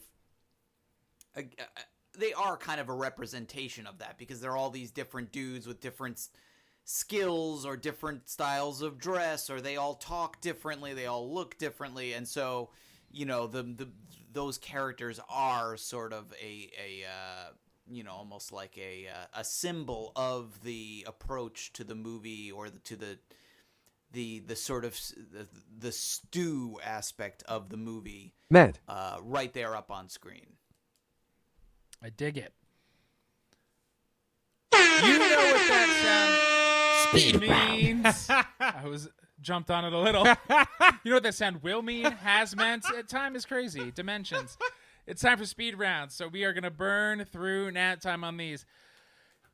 Is this movie successful in its attempt to feel like one episode in the continuing adventures of Buckaroo Banzai and the Hong Kong Cavaliers? Yes, I say that is one of the movie's real triumphs, is that when they're talked about like what happened to Peggy, they don't really go into much detail because that happened in an earlier installment. Right. So obviously what's going on. I thought like you can say what you want about the movie. One thing it definitely does do is this feels like the 4th episode of like 10 episodes of something.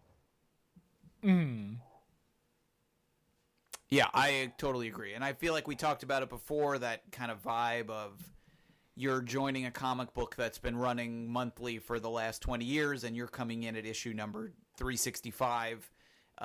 It definitely it nails that. Yeah, I would say that's one of the more successful things about the movie.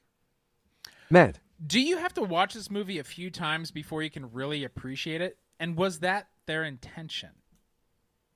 I don't think so. I mean, I don't think that I get anything more out of it the more I watch it. I liked it the first time I saw it, and I still like it. And I feel like I don't see this as a movie that like unfolds like flower-like, or like it's an onion that has these deeper layers to process. Matt.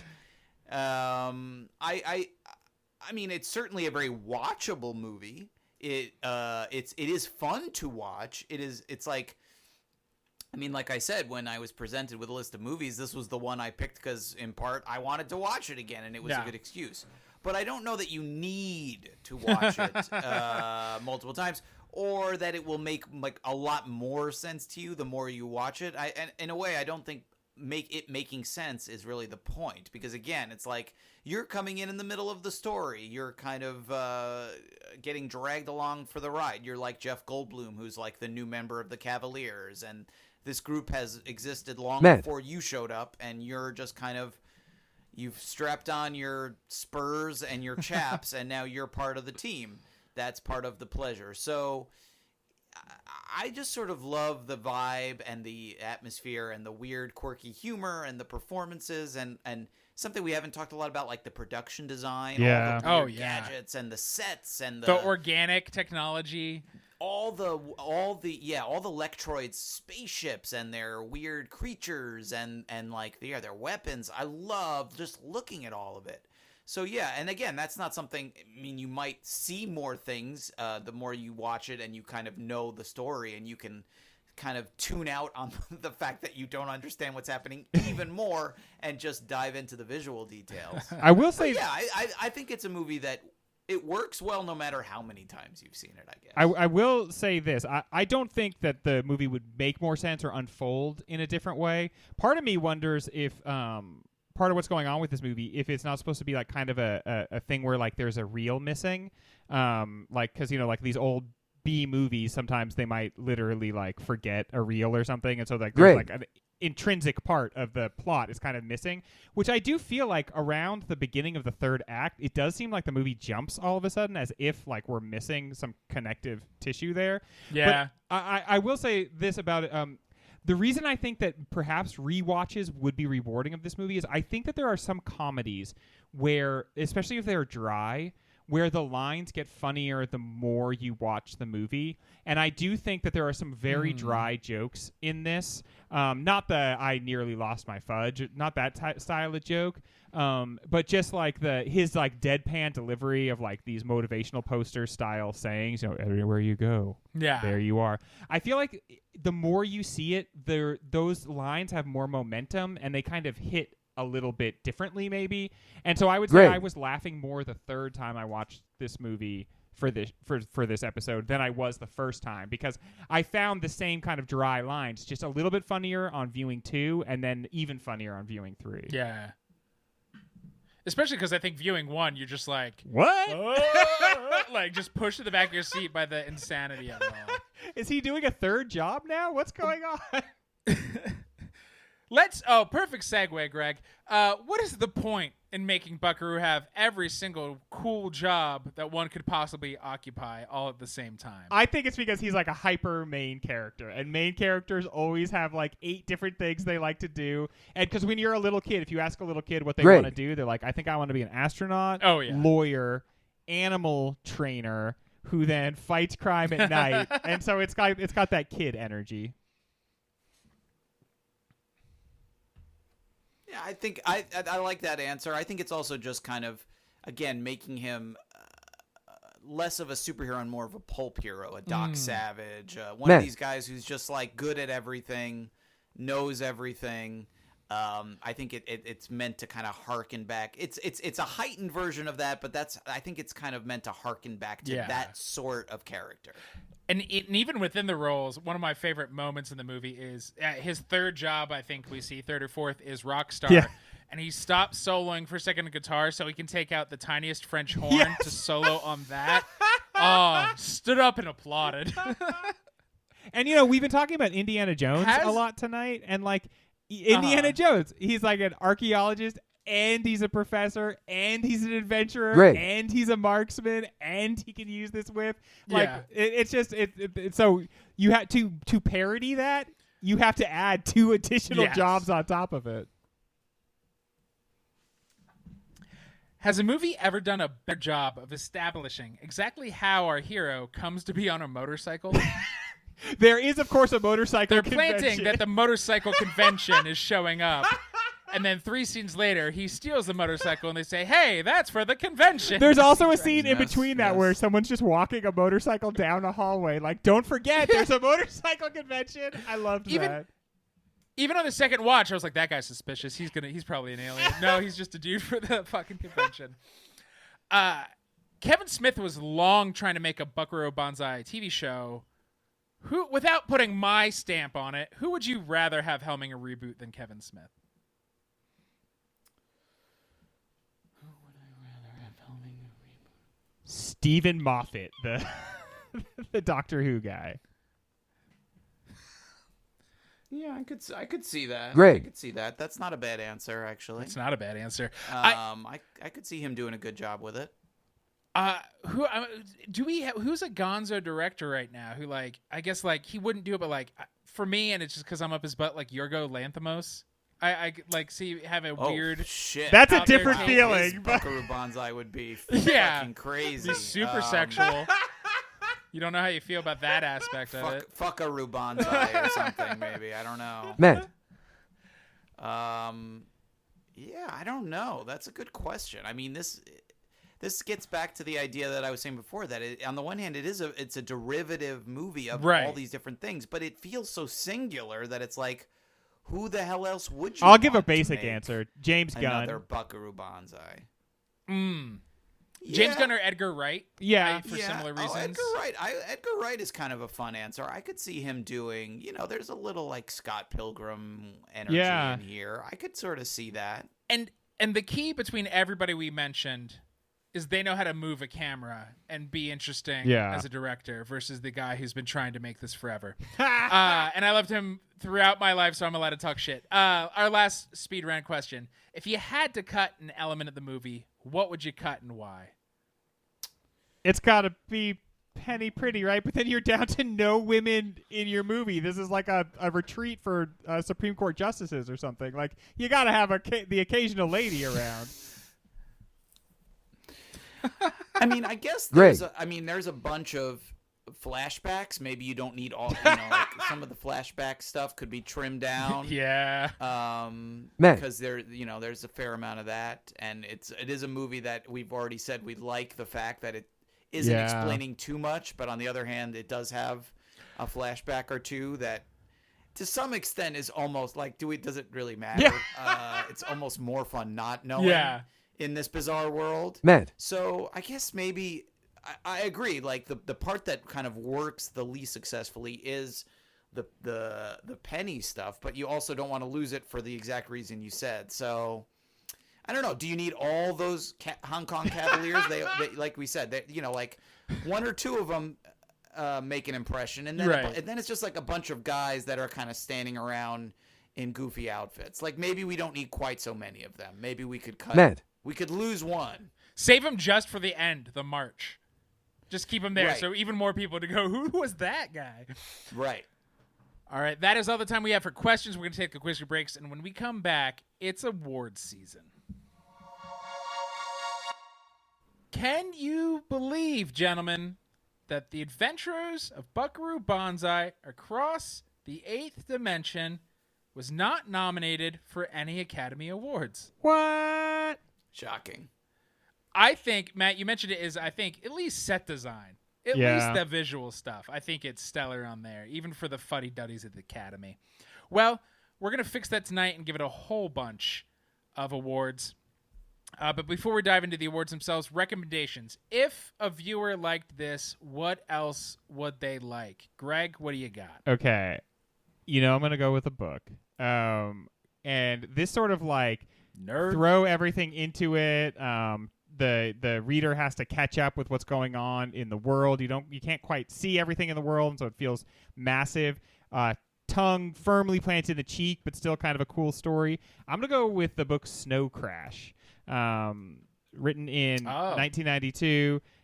Very cool, very influential book. Some people think of it as like a parody of cyberpunk. I think cyberpunk is being kind of like a self-parodying genre. I think that's part of its punk origins. Mm-hmm. But it's just a lot of fun, and a lot of concepts that we have now come from Snow Crash. And there's also just like the most ridiculous stuff you've ever seen, and some very interesting philosophical ideas. So, Snow Crash.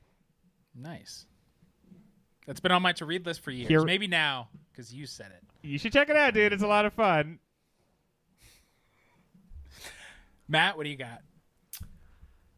I thought about this for a while, and because it is such a weird unique movie. It was hard to think of something. The movie that I came up with to recommend is called The Man Who Saves the World, which is better known to some as Turkish Star Wars. So this is the 1982 movie where, so if you're familiar at all with like Turkish exploitation cinema, and I know we all, I'm sure, are, like there's this period in like the early 80s where, you know, like there's a lot of movies like this film where they either straight up are like remakes without permission of Hollywood movies, or they are movies that like straight up steal footage from Hollywood movies and repurpose it without permission. So awesome.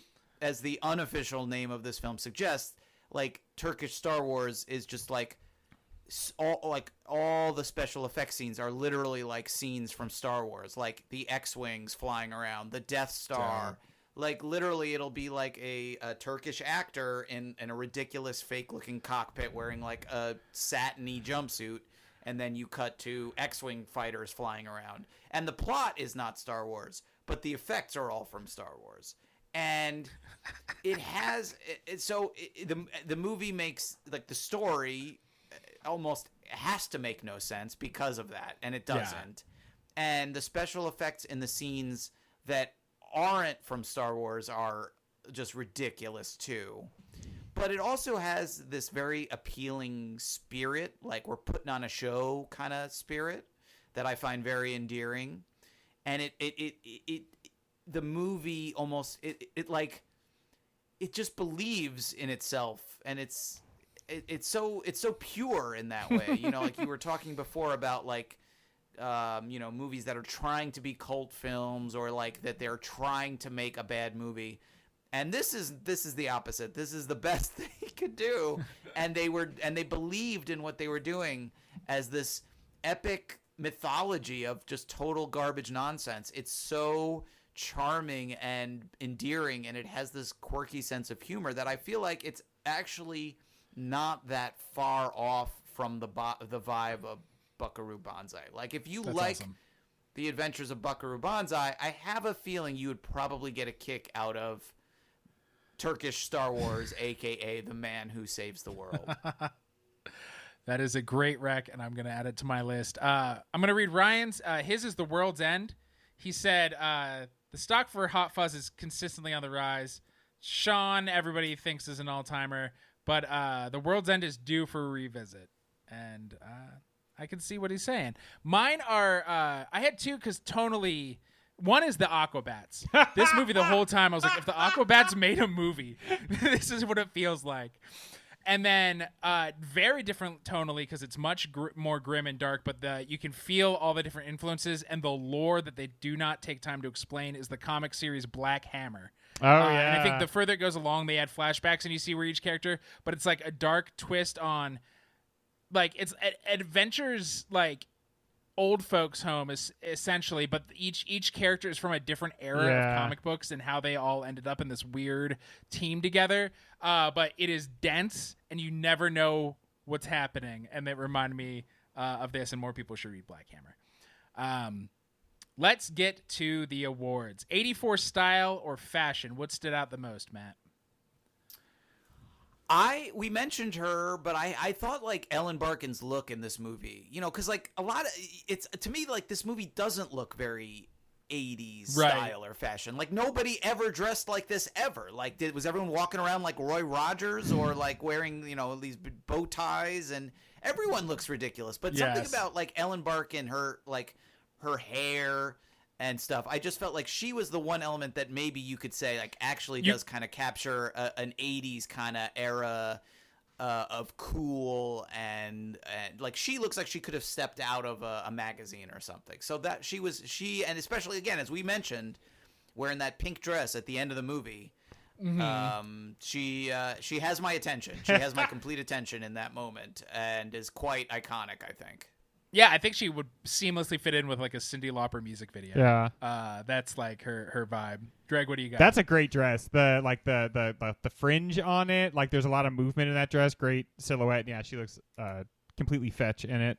I am gonna go with perfect, basically the wardrobe of Perfect Tommy, but I'm going to focus on his Act 3 jacket that he's got. Very big, dramatic collar. My personal, like, it's hard to pin down what is sci-fi, what's not. You know, the genre is inclusive of a lot of things. Yeah. For me, if you don't have a dramatic collar and a structured shoulder at any point, then you're not sci-fi. So I would say this is sci-fi, and it's thanks to Perfect Tommy's jacket. It's got some odd design elements, but I loved his big dramatic collar. And then AHM honorable mention has to go to his Power Walk outfit, which is like basically just a shirt with a very big collar, but totally open, and that's the most perfect Tommy looks for sure. He looks very good in that.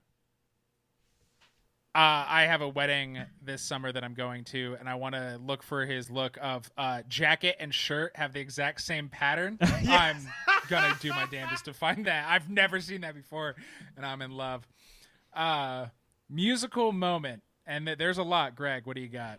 For me, you can like feel however you want to about the movie, but I will not accept anybody not loving the credit sequence. If you can't get behind this song and the way they walk to it, I read online that what they're really walking to is Uptown Girl by Billy Joel, because they knew that would be the tempo of so the song. So fucking funny. But like everybody looks very cool in it, and the music that plays has been stuck in my head for this entire week, and so that's definitely my music moment. Matt? I think that, I mean, we've already talked about it. I mean, how could it be? I guess there is a scene where there is a like a musical performance, sure. But to me, like the signature music moment is the end of the film. Yeah. I mean, it really is Man. pretty spectacular. All right, cringiest moment. What moment were you like, I really wish they didn't include this, Matt? Again, we've mentioned it, but you know, the fact that you have Peter Weller playing this guy named Buckaroo Banzai, and he's supposedly half Japanese, and I mean that would probably not fly in 2024. Again, thank goodness they at least didn't make him have some sort of makeup or. God forbid do anything like that, but I still think you look back at it now and you go like, yeah, well, why does he? Yeah, if he's going to be Buckaroo Banzai, why can't you cast a Japanese actor or have him not be Japanese? Yes. Like it's just a very strange. It's a very curious and somewhat cringy element of the movie. I think in general the movie does hold up pretty well, but that aspect is a little odd. Yeah. Greg? I tend to agree, and I'm going. So one thing I'm going to say is that Japanese culture is an aesthetic in this movie, and that's always a no-no. This movie is in no ways in touch with actual Japanese people or Japanese culture. Greg. It's just seriously like, wouldn't it be cool if this guy were Japanese? Because Japanese people are cool, and we like stuff like that, even though we don't know any of that stuff. There's an actual Japanese actor in this, and my cringe moment is his accent.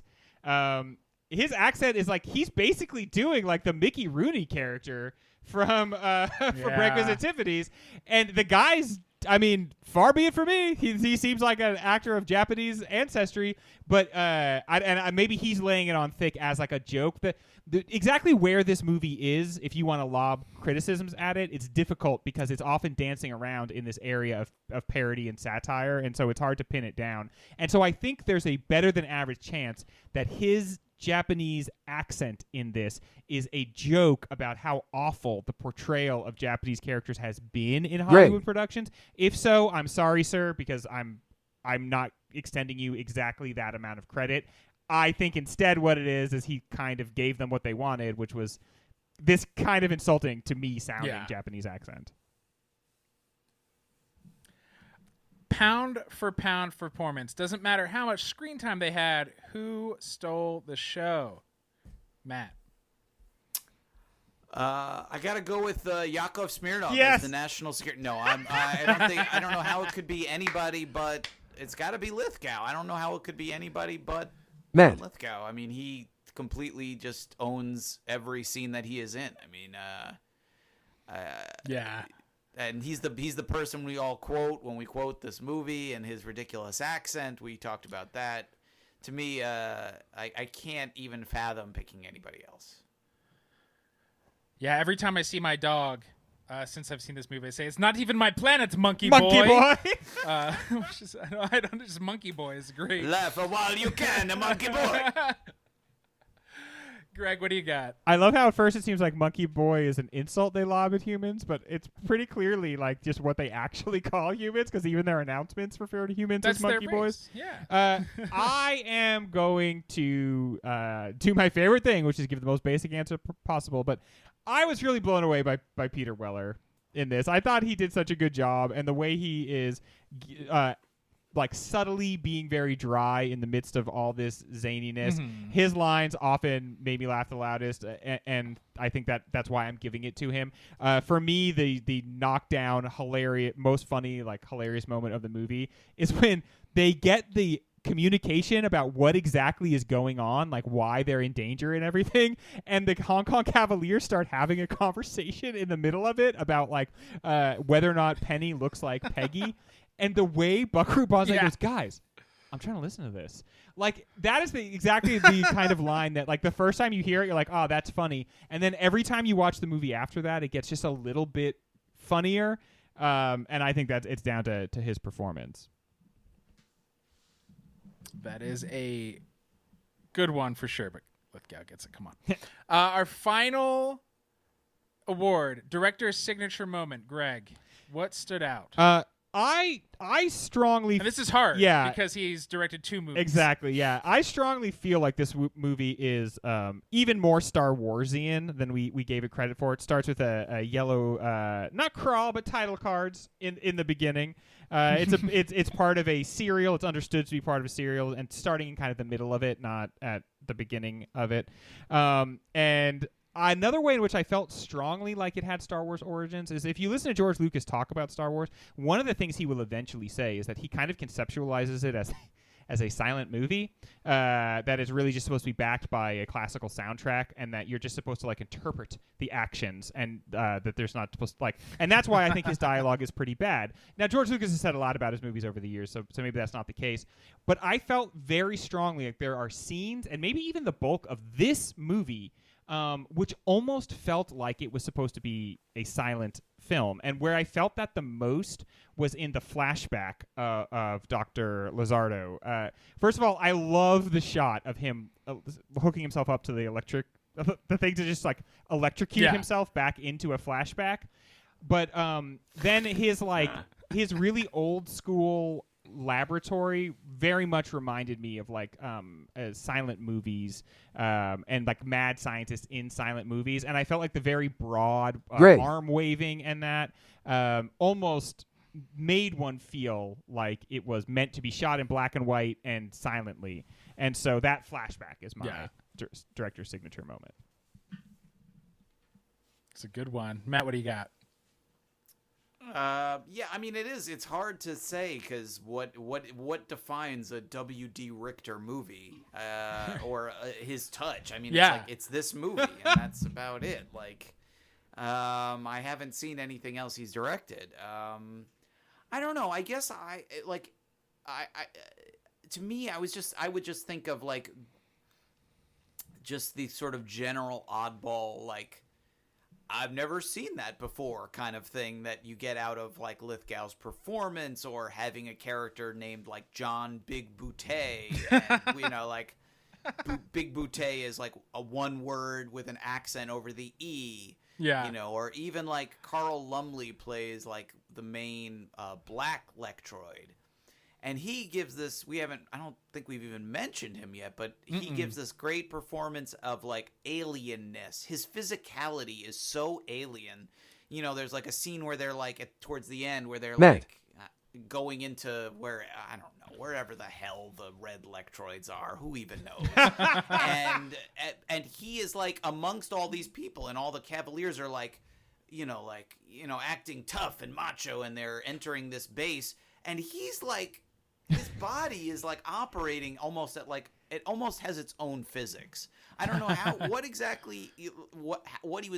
he like did it, or like what he was shooting for, but it works. He looks more like an alien in that moment than like most movie aliens who they might be wearing crazy makeup or whatever, but they their physicality remains very human, and he has this way of like walking like a weirdo, and I don't know, it's just like the attention to detail of that sort of thing, I guess I would say, is sort of what stands out as kind of the director's touch here, because you feel that kind of attention to detail throughout the movie. Yeah.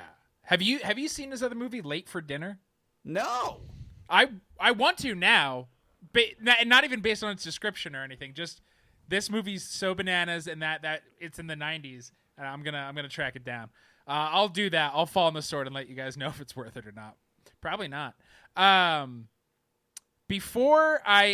I tally up the points to find out who will be Ryan's best friend for the next week, I feel like that might be unfair. Not so I get no best friend no matter what. Okay. Matt, can you tell our listeners where to find more of you? Sure, yeah. I mean, I work at ScreenCrush, ScreenCrush.com. I'm there writing every day.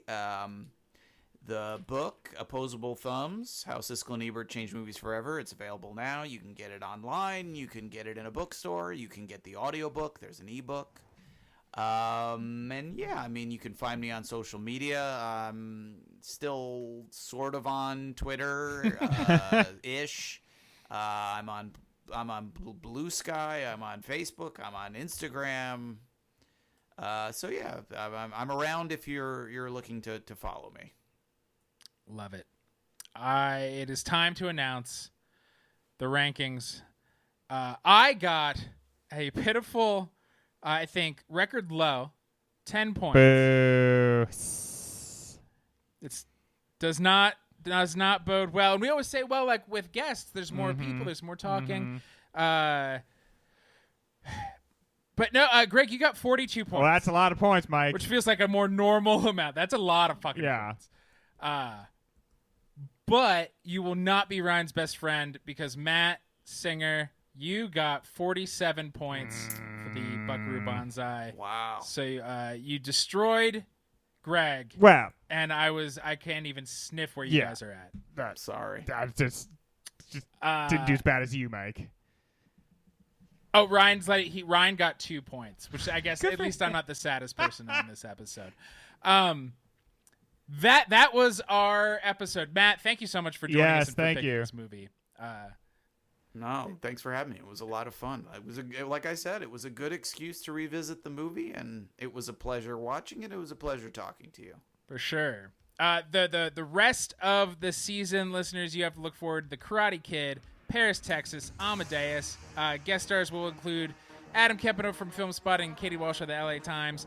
And for As Ryan, I want to let you know you should keep watching those movies.